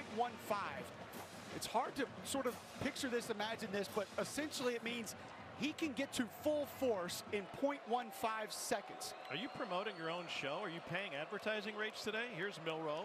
Perfect through the air on this drive. And now on the ground, he's in. Touchdown, Jalen Milroe.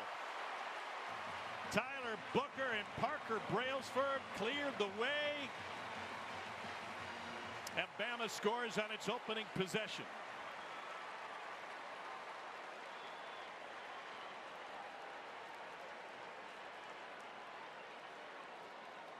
Bama didn't need much time.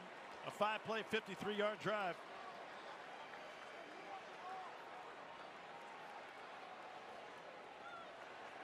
Milroe 4 for 4 through the air and then on the ground.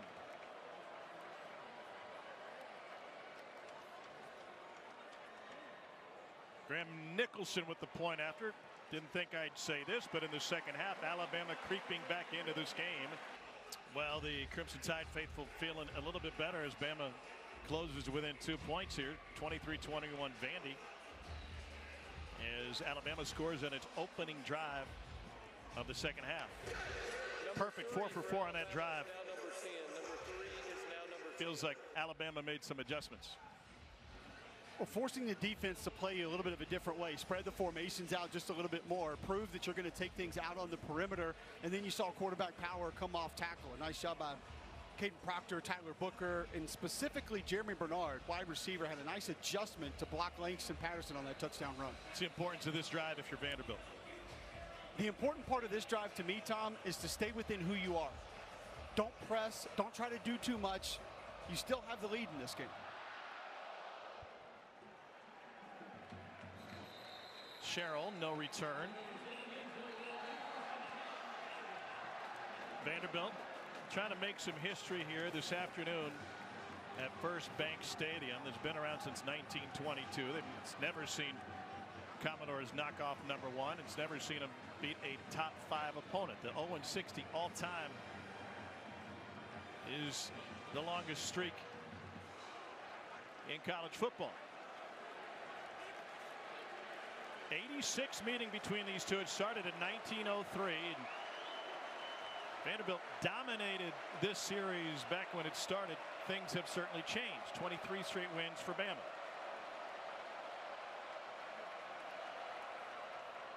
Pavia keeps it, tries a shake and bake, and he gets grilled. Kill Robinson there.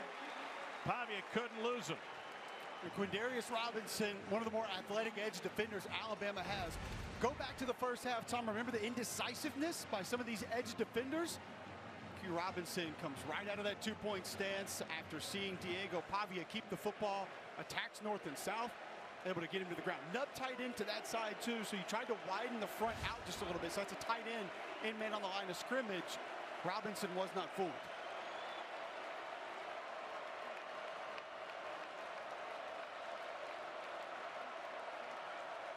Second and 14, Pavia to throw.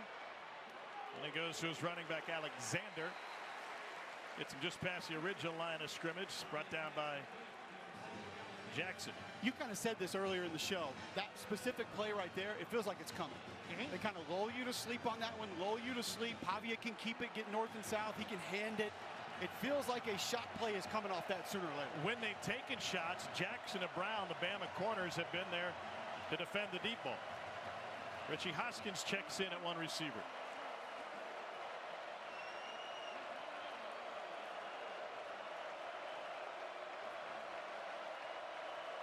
They're down 9 for Vanderbilt. 4-man rush to Stowers. Got the first down. Offensive line just submarine the guys up front with Pavia getting rid of it quick. Quick protection, so you go low. You can do that at the line of scrimmage. Number one, it's not really to negate a pass rush. You want to get the hands down. And the Vanderbilt offensive line does a nice job of that, so the ball's not going to get batted on a quick throw. Junior Sherrill, 0 for Vanderbilt, also had to have a nice runoff route on that play to be able to open up space for the slant. He did. First down, Commodores.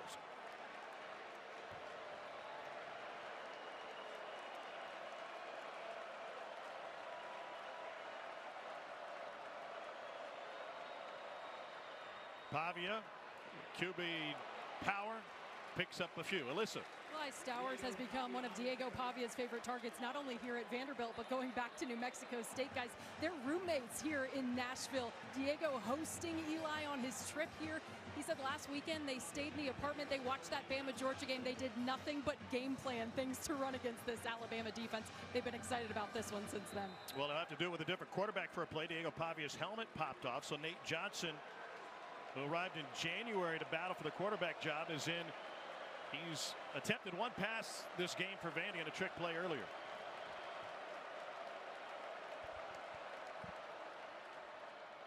Hands it off on 2nd and 7, and Alexander taken down. Kill Robinson again. Well, Tim Vakakis was Q Robinson's head coach in high school. And Tim told me he's one of the most athletic, explosive players that he's ever been around at that level. Now, faced some adversity early in his time in Tuscaloosa, but he's waited it out, kept his head down, worked his rear end off. Now made a couple of big plays for this Alabama defense here early in the second half. Bama's D has been sliced on 3rd down all afternoon. That goes against their numbers throughout the course of the season in their first 4 games. Pavia leaves the pocket, delivers on time to Stowers, and he stretches for the first down. To pay off Alyssa's story about how they become fast friends, they were competing for the quarterback job last year at New Mexico State, but a torn labrum that impacted Stowers at A&M forced his move to the tight end spot. Man, he looks like a pro. Motion to a little bit of a stack formation, see him get out of his break there, and just has that athleticism to be able to make those kind of plays. And Tom, I had one of their games at New Mexico State late October last year, and he had only been repping tight end for a couple of weeks. He was out there catching footballs, running routes. He looked like a natural. 6'4", 235.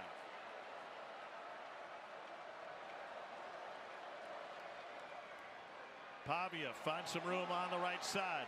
Once again taken down. It's Keon Sabb that time. Vanderbilt has been unable to win in this second half the one-on-one open field opportunities. Alabama has tackled better, but you see just how he manipulates that mesh, Tom, and able to get that ball out of the pocket. Keon Sabb comes up, makes an excellent one-on-one tackle, and Kane Womack told us our safeties have to play better football, have to be more sound, and that's who's defending the alley in this defensive structure today. Pavia is going to be out in it. You're going to get those one-on-ones. Got to get into the ground. Monty Jones in a tailback.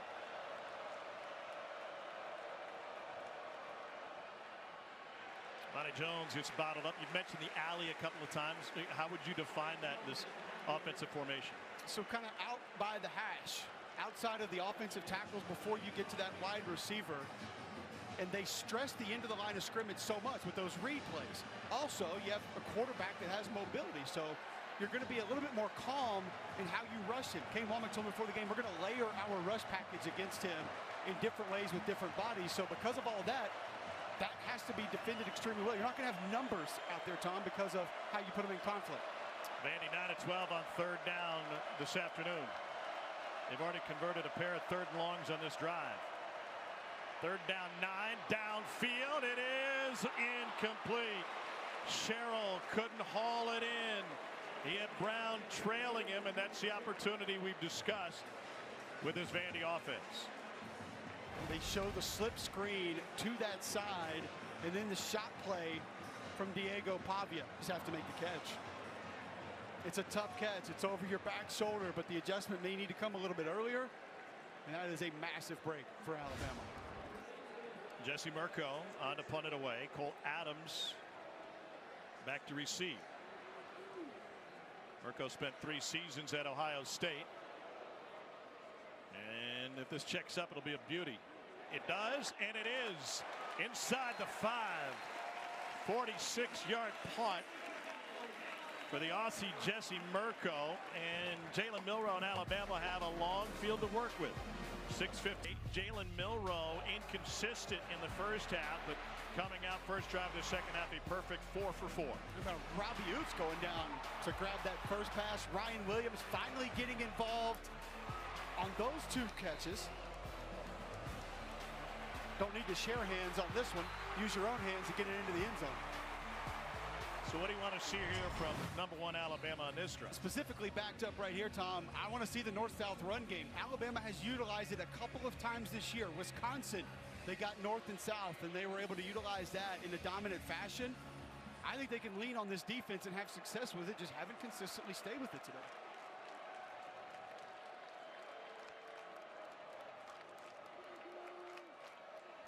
Jim Miller, the running back, he's got nowhere to go. Great job by Demarion Thomas, 98 inside for that Vanderbilt defensive line, eating up a couple of blocks, not allowing Parker Brailsford to climb up to the linebacker and open up some extra space.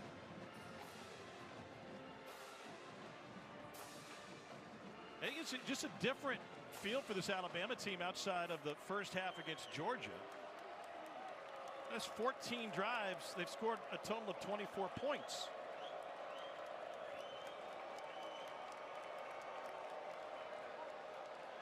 Milroe passing from his end zone.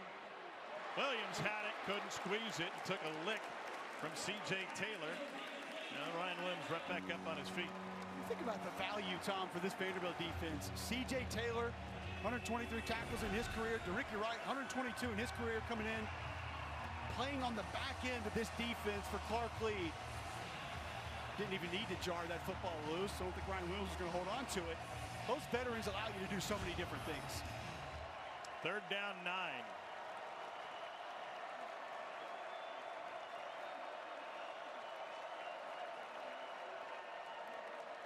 Milroe facing pressure, lost his foot and gets out of the end zone. Throws on the run. It is caught at midfield. Jeremy Bernard. There's a flag back at the 8-yard line. Jalen Milroe is over the line of scrimmage when he let that thing go.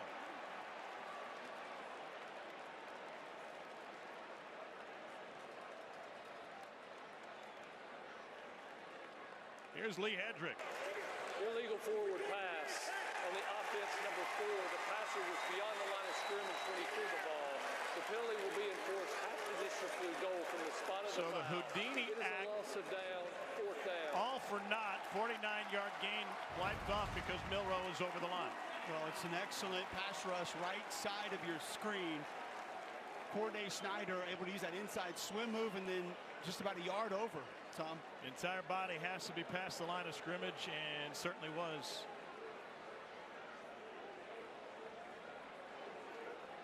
And so Bama will be forced to punt it from its own end zone. If you're Vandy, do you come after it or you take a short field? I'll take that short field. I have confidence my offense has moved the ball at times today. I want more points. James Burnap had a 64-yard punt in the Wisconsin game up at Camp Randall. Out of Melbourne, Australia. Got rid of it quickly, and Vandy's going to have great field position even after the big hit on special teams. A 40-yarder. Emmanuel Henderson delivered the lick. Vandy has the ball and the lead, and Diego Pavia in a short field against number 1 in the eastern part of this state in eastern Tennessee. Diego Pavia hands it off, and Chase Gillespie, junior out of Tallahassee, Florida, picks up a couple. 2nd and 8. And Clark Lee said we've got to keep playing Vanderbilt football. What does that look like offensively? That right there. You're setting up 3-4 other plays with a 3.5, 4-yard gain on 1st down. So now Diego Pavia can keep that ball. There's a play action. You can work off that. An RPO, you can work off that as things go on. You now see how Alabama's going to play the read plays out of that formation. You take that into the next series, next play. And Berta Wishbone again. See this a time or two from this option offense for Vanderbilt. A little hesitation for Gillespie before he hits the line of scrimmage, and he picks up 1. Tim Beck is the offensive coordinator here at Vandy. Won a national title at the Division II level with Pittsburgh State and Pittsburgh, Kansas. And during his time there back in 2004, the Gorillas set the all-division record for rushing yards and total offense. He knows how to move the football. 3rd and 6. Last drive, Vandy converted 3rd downs of both 8 and 9 yards to gain.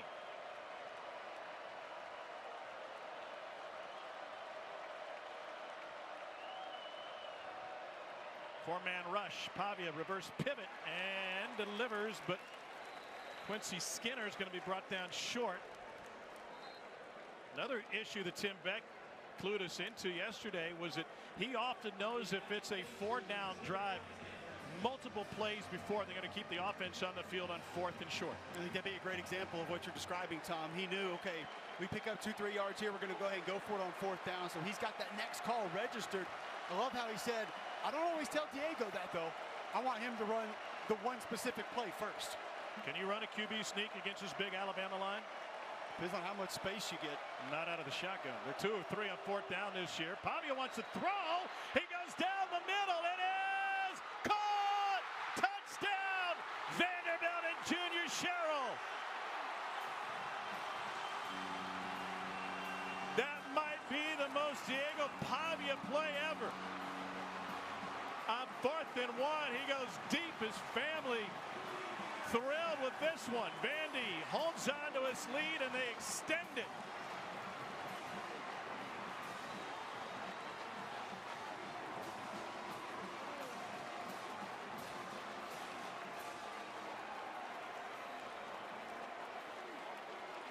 There is nothing Diego Pavia believes he can't do. Overlooked coming out of high school, 0 FBS offers to junior college where he was the 3rd string quarterback. Then to New Mexico State. Now in the SEC, which he always dreamed of, watching his idol Johnny Manziel take down an Alabama team. And now this number 2 has his team in the same position. I think it's designed to be a quick throw time. You see there, it's not there. He keeps it alive. Sees one-on-one coverage, decides to go deep. How about Junior Sherrill 2 series ago on 4th down, the ball off of his fingertips. I didn't think there was any way he was going to be able to get to this football when he redirected and ran flat off the fingertips again for a score. We've talked ad nauseum about how this offense sets you up for the deep ball. The brothers, listen, if you want to have a good time tonight, find those 2 dudes.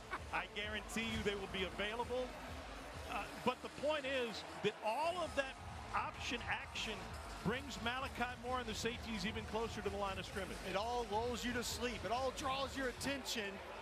And with a young man like Diego Pavia that can seemingly keep any play alive and then deliver a moment like that, if you are not playing fundamental sound defense, he's going to find a way to get you. Twice in his career, he's knocked off a 3-touchdown favorite at Liberty a couple of years ago, and last year on the road at Jordan-Hare. Vandy was a 3+ touchdown dog coming in this afternoon against number 1.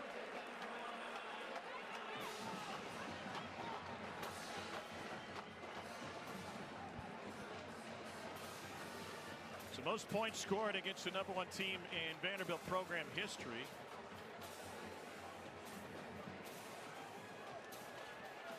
I didn't think, as far as Jalen Milroe is concerned, sometimes it's hard to have a Heisman moment when you're a 3-touchdown favorite.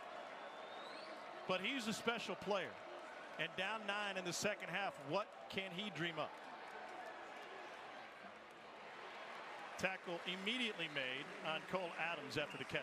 I think the first thing, Tom, is going to be run your offense. Stay within the structure and scheme of your offense. The big plays, explosive plays will present themselves. Jalen Milroe can't go out and create those on his own. Handoff. Jeremy Bernard to the 45. Talking with Kalen DeBoer about this imperfect Alabama offense. He said, listen, first half against Georgia, everybody was on the same page. Everyone was making plays. Second half, not so much, but it's not always the quarterback. As the quarterback, you've got to be confident enough to believe the rest of your teammates know exactly what they're supposed to do and then go out and execute as a unit. First year in this offense, obviously under Kalen DeBoer on 2nd and 4. Justice Haynes. So, Tom, Alabama today, as they run the football and put themselves in a comfortable 3rd down situation here, they have run the football on consecutive downs 3 times in this game. 3. It feels to me like almost every time they've had some success on the ground, they immediately spread things back out, try to go to the air. 2 of those 3 runs, the second time, have been for touchdowns. Both of those in the red zone. Now looking at a 3rd and 2. Bama has converted 40% of its 3rd down chances, and this one's going to back them up, it looks like. So you go from 3rd and 2 to 3rd and 7. Came into this game with 8 penalties on defense, 19 penalties on offense. It's a new scheme. It's a new system. There's new verbiage. Takes some time to get used to, but those type of mistakes, especially in these situations, just cannot happen.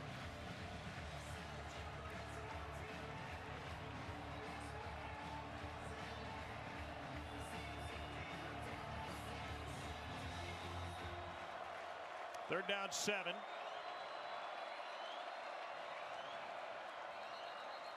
Timeout taken by Vanderbilt. Before the play, timeout. I kind of thought watching Vanderbilt move around of the half. that the chaos was by design. This will be a but 30-second timeout. certainly not. I think the confusion there was number 80, Josh Cuevas for Alabama, maybe identified as a receiver early, and then some confusion as to, okay, no, that's a tight end. So then you either have the wrong personnel grouping in, Yeah, or so explain that to people, the difference between facing 11 personnel versus 12, one tight end or two on the field. well, it changes your personnel. Number one, I want bigger personnel in because you're probably just going to motion him back into the line of scrimmage and run the football. And then you'll have a size, weight, strength advantage on my defense. So if that was misidentified first, you try to realign to it. You don't have the bodies to realign the way that you want to.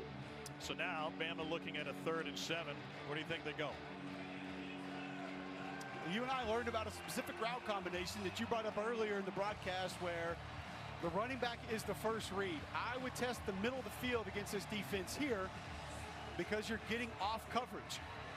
I think you're going to have leverage to be able to find space there. Justice Haynes is the running back on this one. Milroe looking deep. Down the sideline. It is caught by Williams. He springs free. And he is in for an Alabama touchdown. A 58-yard catch and run for the emerging superstar. How did he not get out of bounds? How did he not step over the line even before the ball got to him? I'm sorry, you said emerging? Look at the body control. You cannot be serious. Half of his body's out of bounds when he's on his way down after catching the football. This is Lynn Swann stuff here. Forgive me for those that don't have any idea, but Tom Kubik will be proud of the reference. What a move by Ryan Williams, who reclassified, should be a high school senior right now. But Tommy just makes it look so easy. His high school coach, Jeff Kelly, played quarterback at Southern Miss. He told me, Cole, I used to chew him out in practice because I thought he was loafing. I thought he was going half speed. But it turns out he wasn't. He just makes it look that easy. So Bama strikes back. 4 plays, 75 yards. And Williams covers the last 58. Graham Nicholson with the point after. It's a 2-point game again.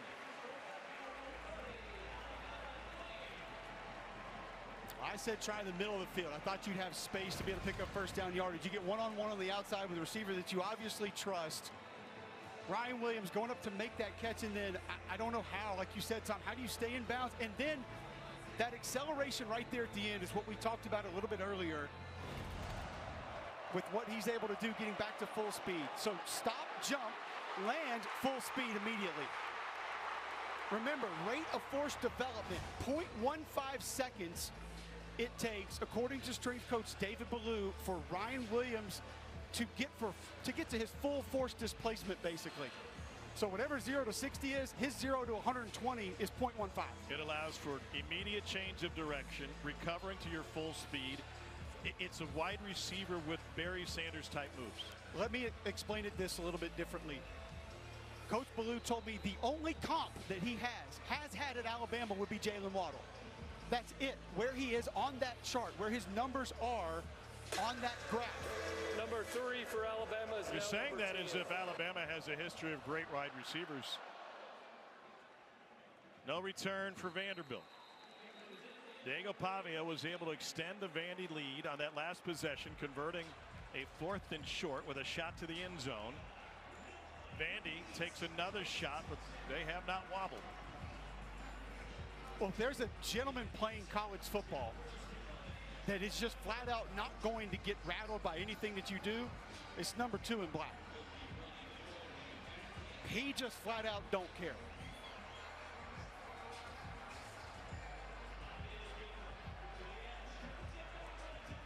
Bobby 11 of 15 for a $163 and a touchdown today. Vandy 0 for in its program history against the number 1 team. And off to Alexander. And Tom, that's a little difference that you talked about, what that play sets up. It's not the fact that you gain 2 yards, 3 yards.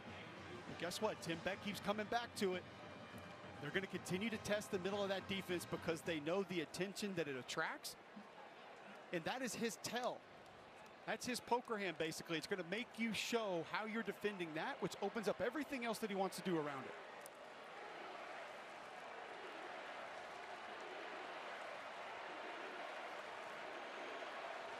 Malachi Moore walks all the way up to about 5 yards from the line of scrimmage from his safety spot.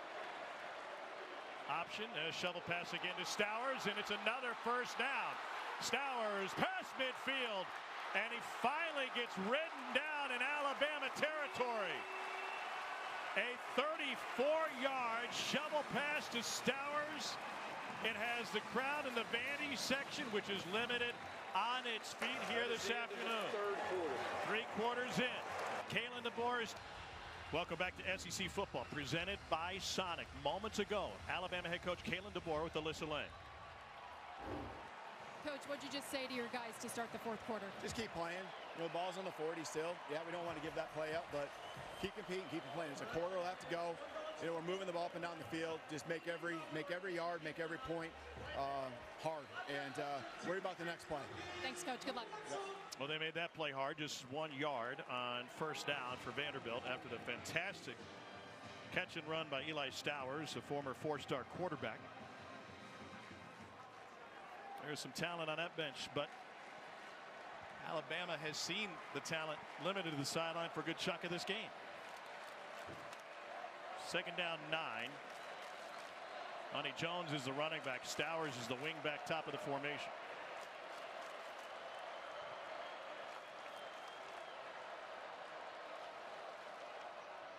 Jet sweep. No, Pavia's got it. And that'll set up 3rd and 1. The sleight of hand for Diego Pavia is the key to this offense. And he's so well versed in this offense. There are times where Tim Beck just lets him go, lets him call it. He told us about the end of the Georgia State game where they were having some issues with the helmet communication, and he just took it. Tim Beck told us he could call the whole thing if he wanted to. Yeah, he added tongue-in-cheek. He goes, I hope he doesn't call as good a game as I do. 3rd and less than 1 out of the shotgun. Newberry is the running back. Newberry's got a first down. He's got more, and he takes it inside the 20. Pickup of 12. They've gone big yardage when they needed little yardage. Tom, we've talked about edge defenders getting frozen. A nice double team here as well to open up that space by the left side of the offensive line. Gunnar Hansen at left tackle 55. But that's why you keep coming back to it. That's why you hand the ball off in the A gap and the B gap, because the defenders have to play that read certain ways. You see how they're playing it, and then you attack it again.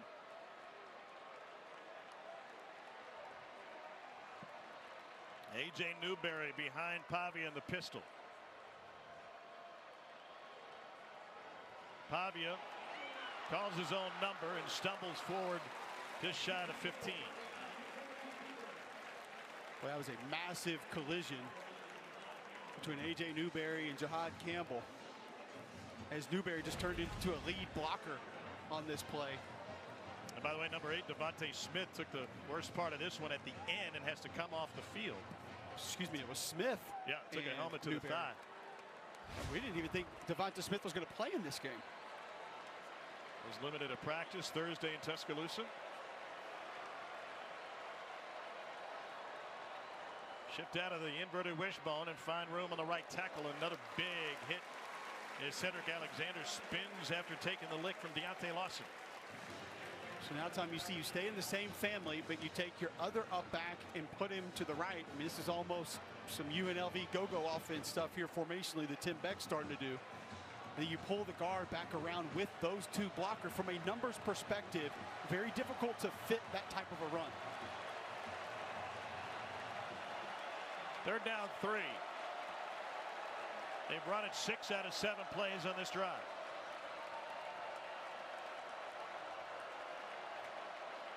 Pavia looking to throw. Nope, it's a draw. A pump fake and a flag on the play as he delivers to the sideline, and it is a Vandy touchdown if it stands. The former walk-on Richie Hoskins. But this one's coming back.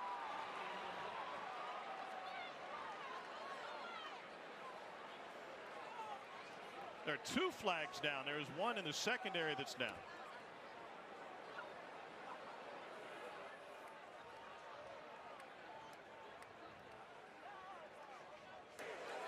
Holding on the offense, number 50. A 10-yard penalty will be enforced from the previous spot with the replay of 3rd down. So right tackle Chase Mitchell.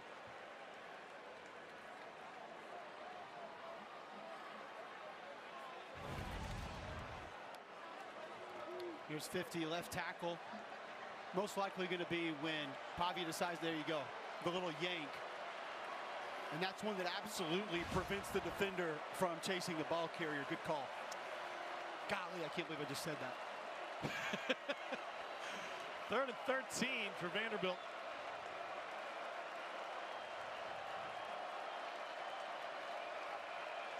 Kicker has a strong but inconsistent leg.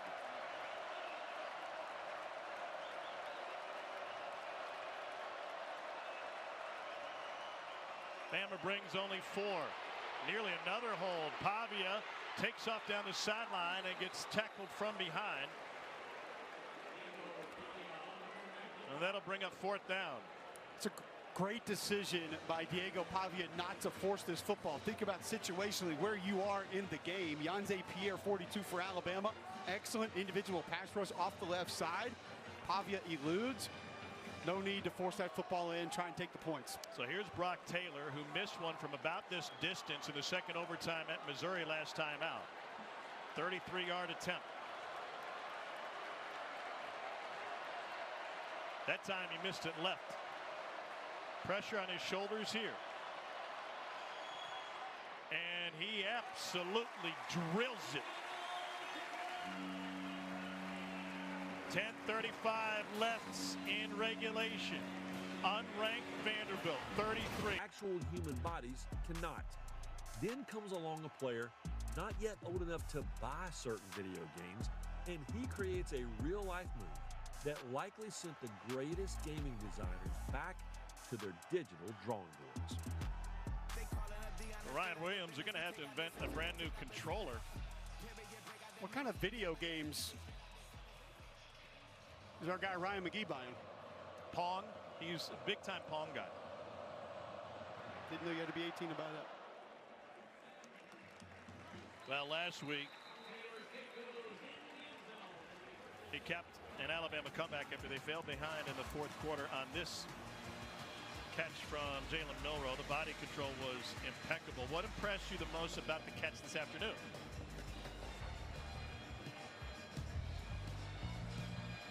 All of it. I got you. He didn't grow up as a receiver is what's wild about it. He grew up as a quarterback. His cousin was a quarterback, played in college. They thought he was going to kind of be next in that lineage. He was actually asked to stay after practice going into week 1 of his first game, his freshman season, when he was the backup quarterback. Milroe has time over the middle. That's caught. They utilize their tight ends beautifully. C.J. Dupree. West Virginia wide receiver Gerald Williams was on that team. Asked him to stay after practice, had a bad practice.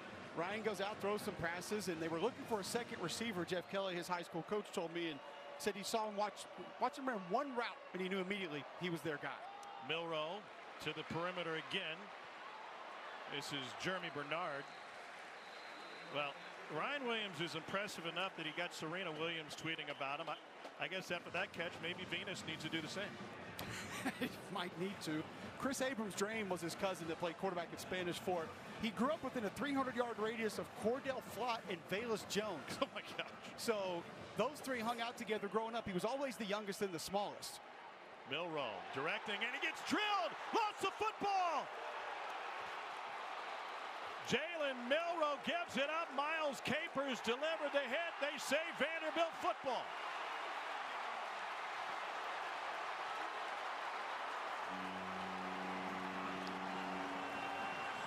Issa Wataba came out with it after Capers delivered the hit of the day in college football.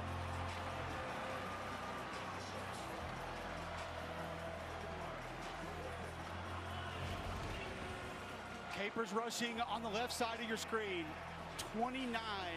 And you see Pritchett just get a little overextended, stops moving the feet so he doesn't get depth, and that allows Capers to get upfield and bend that corner on Jalen Milroe, who never saw him coming. You see the overextension there, actually goes down, and Capers has the wherewithal not just to get the sack, but to swat that football out on his way down. Well, Taha, before he came to Vandy, who recovered the fumble, was making plays for the Cologne Crocodiles.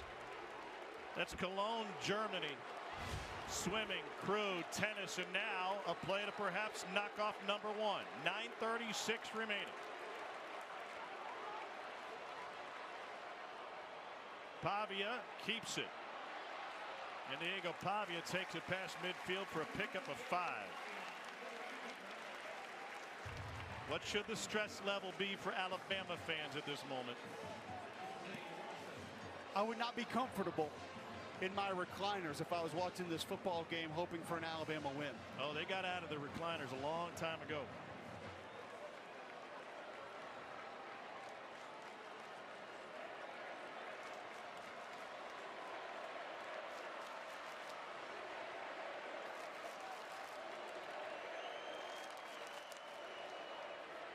Pavia hands it off to Cedric Alexander, and that will set him up with a 3rd and 2. Think back to what you said last series, Tom, that analytics book. What is it telling offensive coordinator Tim Beck right now? Is this 4th down territory? Most likely want to keep the football on the ground either way. Run as much clock as possible, as Alabama has all 3 timeouts and the 2-minute timeout. There's some frustration for sure on the Alabama sideline. 10 times in 16 tries, Vandy has converted a 3rd down. They've also converted a 4th. Pavia rolls out, pumps to the right, and dumps it to Stowers for a 1st down. Eli Stowers has his 6th catch. He's over 100 yards on the day, and another drive extender for number 9. Keep in mind, folks, just a tight end Tim Beck, offensive coordinator, described to us as still learning the position. Boy, to be able to go down, get your hands underneath that football and secure possession. An excellent job by Eli Stowers. Doesn't overrun the route, gives himself an opportunity to come back to the football and convert the 1st down. And a nice job by Pavia not throwing the initial read. That is the 4th 3rd down catch for Eli Stowers in this game. Remember the shovel pass he took for a 1st down? Pavia throws, back shoulder catch, and a 1st down for Vandy inside the 15. Quincy Skinner. It is Vanderbilt with the swagger this afternoon.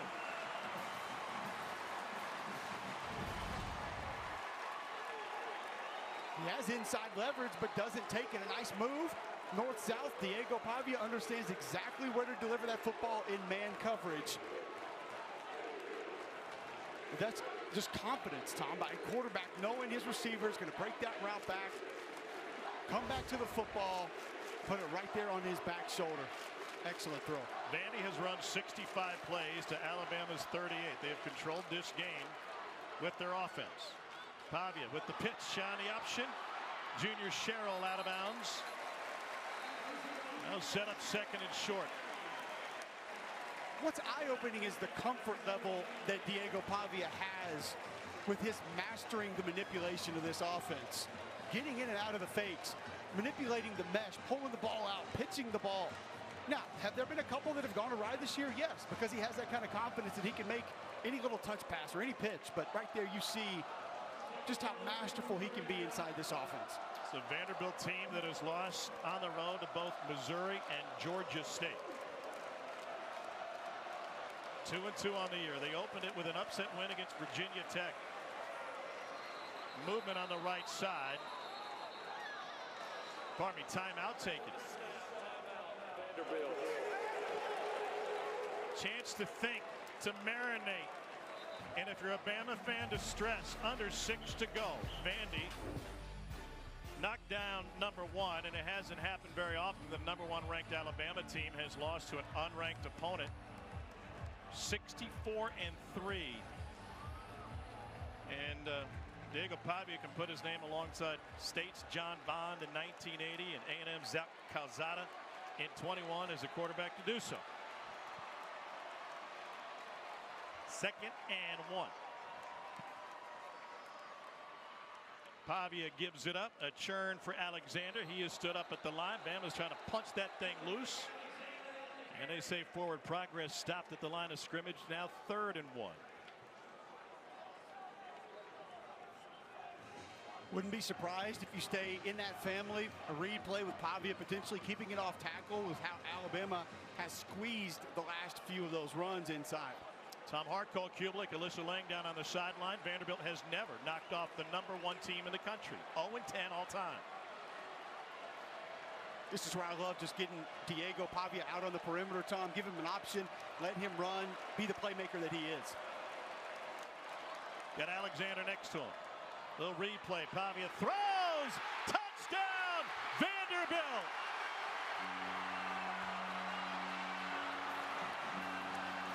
Kadron Johnson with the catch, and Vandy extends its lead.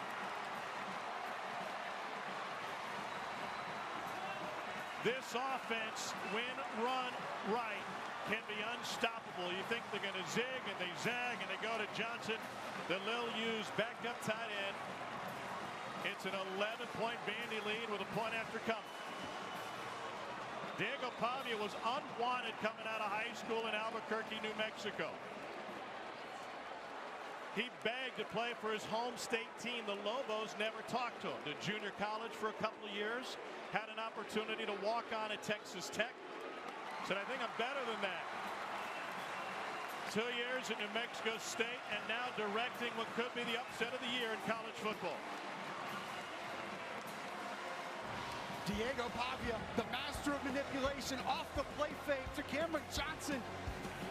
Former Theodore Bobcat prowling into the end zone for the Vanderbilt Commodores. Pavia says, put me on that list. No return for Alabama. Here's Alyssa Lang. This Vanderbilt sideline is so juiced up right now. Corday Sidnor, who was back in the Missouri game a couple of weeks ago, has been a huge addition to this Vanderbilt defense. Just went around and said, this is where we finish it. Then the entire offensive line came over to the defense and they said, right here, right now. Jerry Kill said, boys, this is where you buckle up. End this right here. They want to get the ball back to their offense and quickly. Well, game day went to Berkeley. Why can't Vandy beat #1?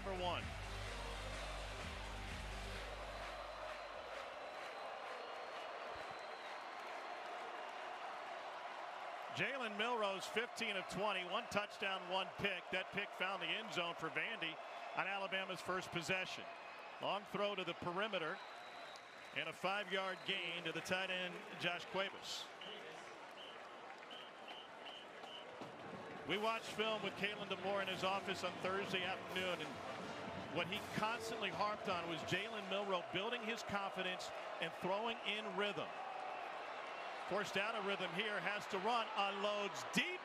2 men there it is, caught at the sideline, Journey Bernard. It covers 50 yards in the air, and Bama's got a first down at the 20. What a grab. Almost a little bit of a scramble drill. He gets the foot down. Taking this hit, holding on to that ball. Bama is without 2 of its top receivers at this point. Kendrick Law did not dress for this game, didn't make the trip with an injury. And Kobe Prentice left with an injury in the second quarter of this one. And Bernard, who is a reliable receiver. Rolling on the field is a catch. That play is under video review. To say the least, during his time with the Washington Huskies playing for Kalen DeBoer. Tom, is this almost a little bit of David Tyree, Tyrone Protho ball on the helmet as he's going down? No, to secure this thing? Was it secure? I don't think it was. I think it was secure all the way.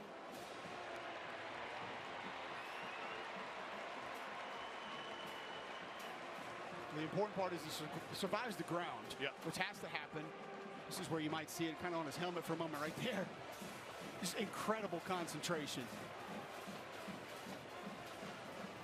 Jeremy Bernard had Roma Dunze 92 for 1640. After review, the ruling on the field stands. It is a catch, first down. Jalen Polk 69 for 1159 in front of him a year ago. He couldn't be the feature receiver. Talking to this staff, Jamarcus Shepard, wide receiver coach for Alabama, he said, trust me, he's that guy. He can definitely be that guy for us. Well, Ryan Williams, number 2, has been that guy. He's at the bottom of the formation, outside the logo. 4.5 minutes to play. Bama's got 3 timeouts remaining. Down 12.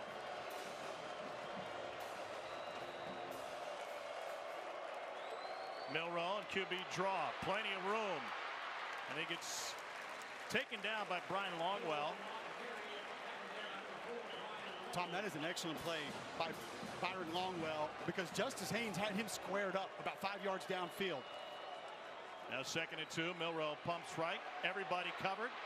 And he gets rid of it for a first down catch in Cole Adams.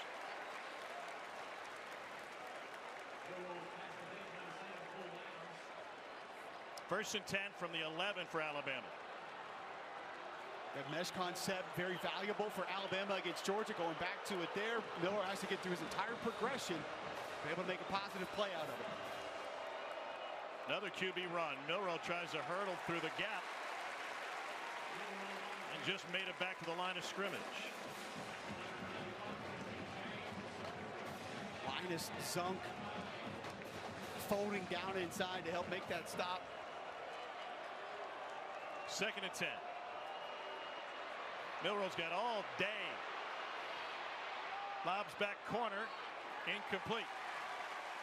Trying to find Ryan Williams, who changed directions about 4 times on that route. If you're Jalen Milroe here, you don't want to fall back into some of the habits from a season ago where you begin to look to run a little bit too early. That's where he's made big strides this year, Tom. Staying in the pocket, staying with those progressions, surveying the field, and delivering accurate footballs.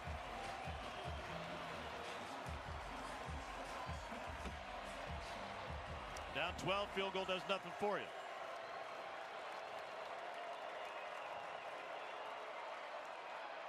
Screen.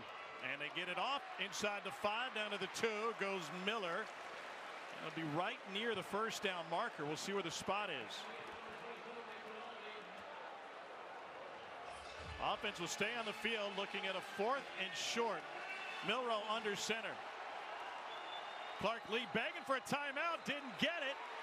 He did. He got the timeout before Milroe converted the QB sneak, which would have been at least a first down. Timeout, Vanderbilt. This is their final charge timeout of the half. Well, Clark Lee was a fullback in his playing days. He looked like a flanker sprinting down the sideline to get that timeout called right before the snap occurred. Well, heads up play from Jalen Milroe. Nick Sheridan, Alabama offensive coordinator, also rushed to the line of scrimmage. Go ahead and sneak that across, like you said, Tom. Maybe first down yardage, if not into it for a touchdown. But Clark Lee, understanding the situation, gets that timeout. And Alabama faces 4th down again. You played offensive line in this league. You line up for a 4th and 1 as a #1 team in the country. Kind of pride occurs with the big uglies up front. You get in a 4-point stance. You get your cleats in the ground. You blow a couple snot bubbles out. You trade some paint and try to get your quarterback across first down yardage, maybe into the end zone. I have no problem with that, except now your snot bubbles are on your tie. I'll get them on the defender. Haven't knocked off Alabama since '84. That was in Tuscaloosa. Haven't won at home against Alabama since 1976. What do you like here? You mentioned the first down yardage. I like to sneak. I've got Jaden Roberts, Tyler Booker, Parker Brailsford, low center of gravity. But you're in shotgun. Do you just go quarterback inside zone here? Justice Haynes is the running back. 4th and 1. Game on the line for Alabama late.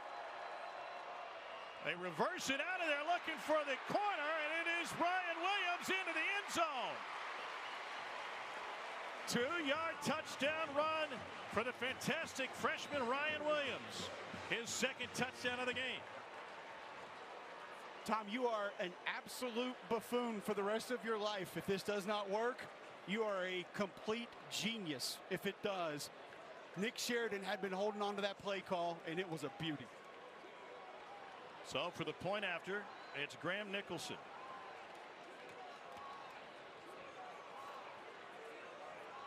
Ryan Williams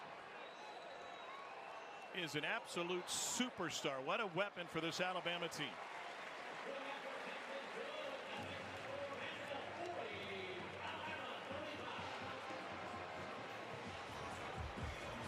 This is the catch that set it up when Jalen built team. And a line drive handled at the 14-yard line. And taking a knee is junior Sherrill. No risk. 5-point lead. for the Vanderbilt Commodores, and Diego Pavia, whose playlist includes a 2012 Texas A&M win against Alabama. He uses it as motivation because Johnny Manziel is the man who turned him on to SEC football every Saturday afternoon back in Albuquerque, New Mexico, including the big A&M win against Bama with Manziel in 2012. And Pavia putting up similar numbers, 2 touchdowns, no picks. He's also run for 51. Tommy told us he's watched that game over 100 times. I asked him, you take a peek at it again this week? He said, yeah, absolutely. Had to watch it again. It's part of his pregame routine. Alexander in the back of the bone. Play action. Pavia keeps it. And he goes down for a loss. Jahad Campbell with the tackle. Timeout taken by Alabama.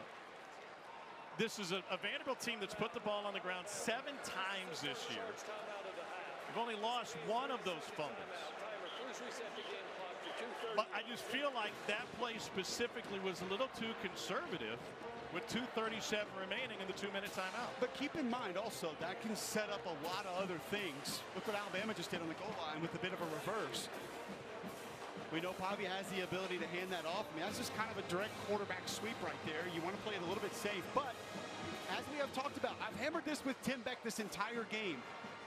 His first down play calls have been to identify how Alabama has been playing his offense. And he has operated off of that in a brilliant fashion. So you saw the defenders at the line of scrimmage, the defenders in the alley overcrowding off tackle where Diego Pavia wanted to go. We'll see how Tim Beck counters that here with this call. Long option history with Tim Beck. Going back to studying Turner Gill and the belly option at Nebraska.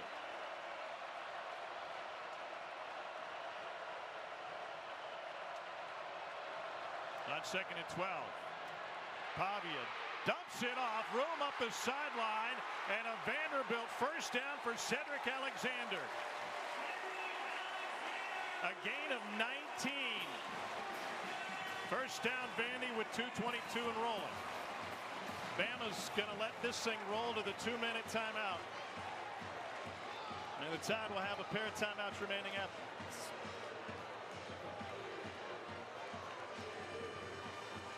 This is turned in to Kalen DeBoer versus Diego Pavia.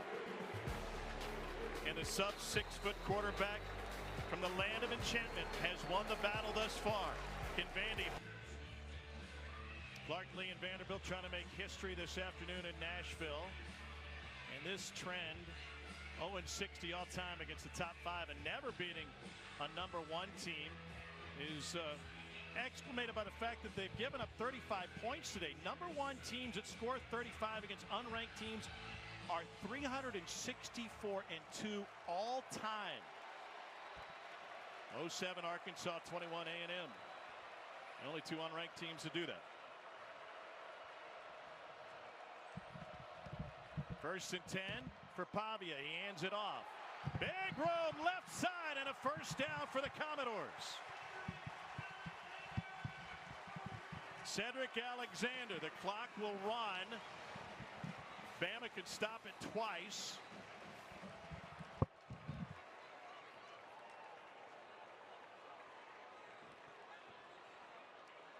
And Bama will let it go. Another first down, and Vandy can take a knee and go into victory formation against the #1 team for the first time.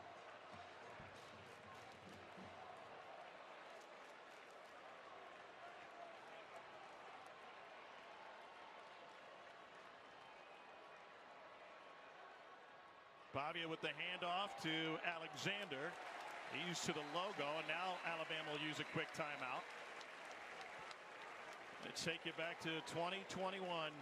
College Station, Texas, #1 Alabama on a 19-game win streak. Zach Calzada threw for 3 touchdowns. And Seth Small banged through the walk-off field goal as Nick Saban and Alabama went down.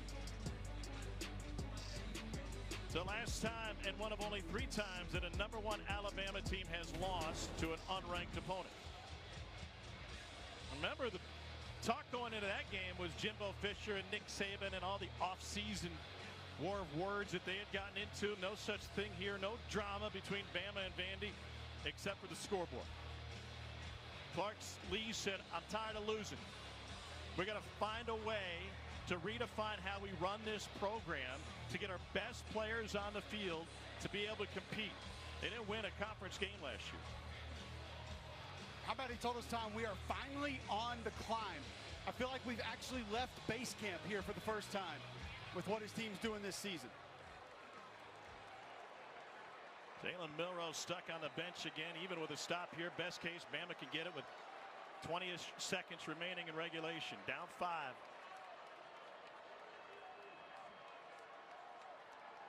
Pavia keeps it. Pavia picks up the first down, and the unlikeliest of heroes has guided Vanderbilt to what will be its first ever win against number 1.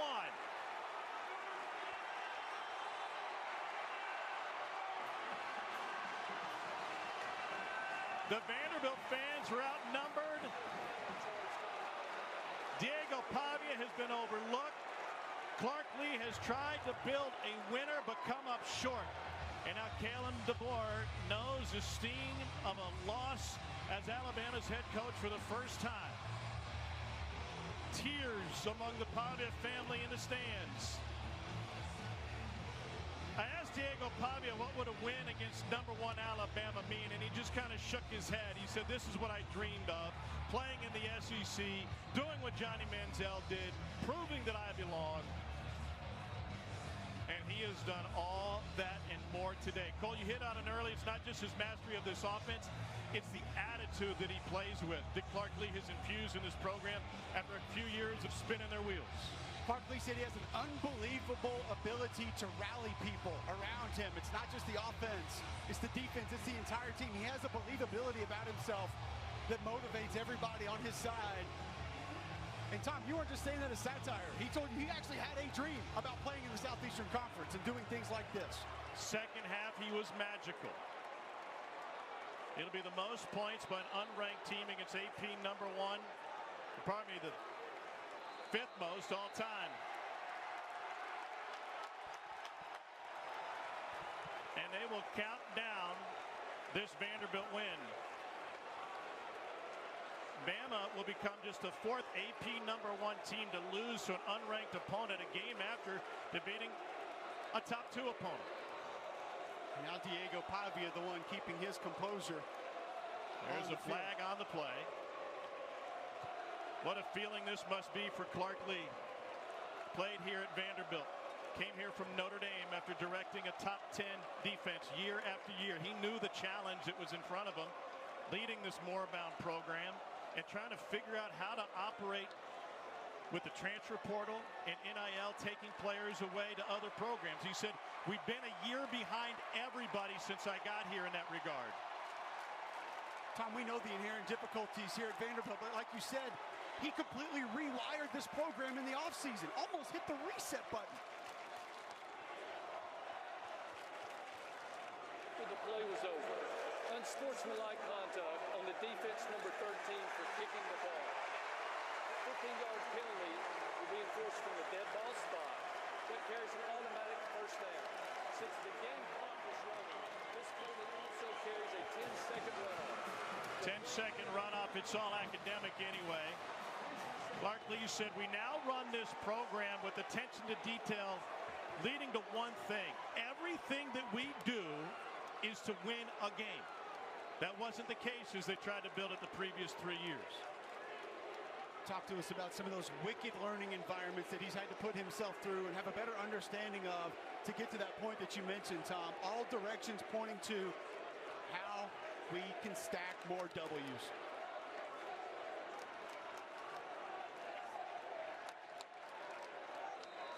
He said every decision we make, every penny we spend goes towards winning. And what an investment they've made in Diego Pavia, this attitude, this program, and the biggest win on the West End. Vanderbilt takes down number 1 Alabama.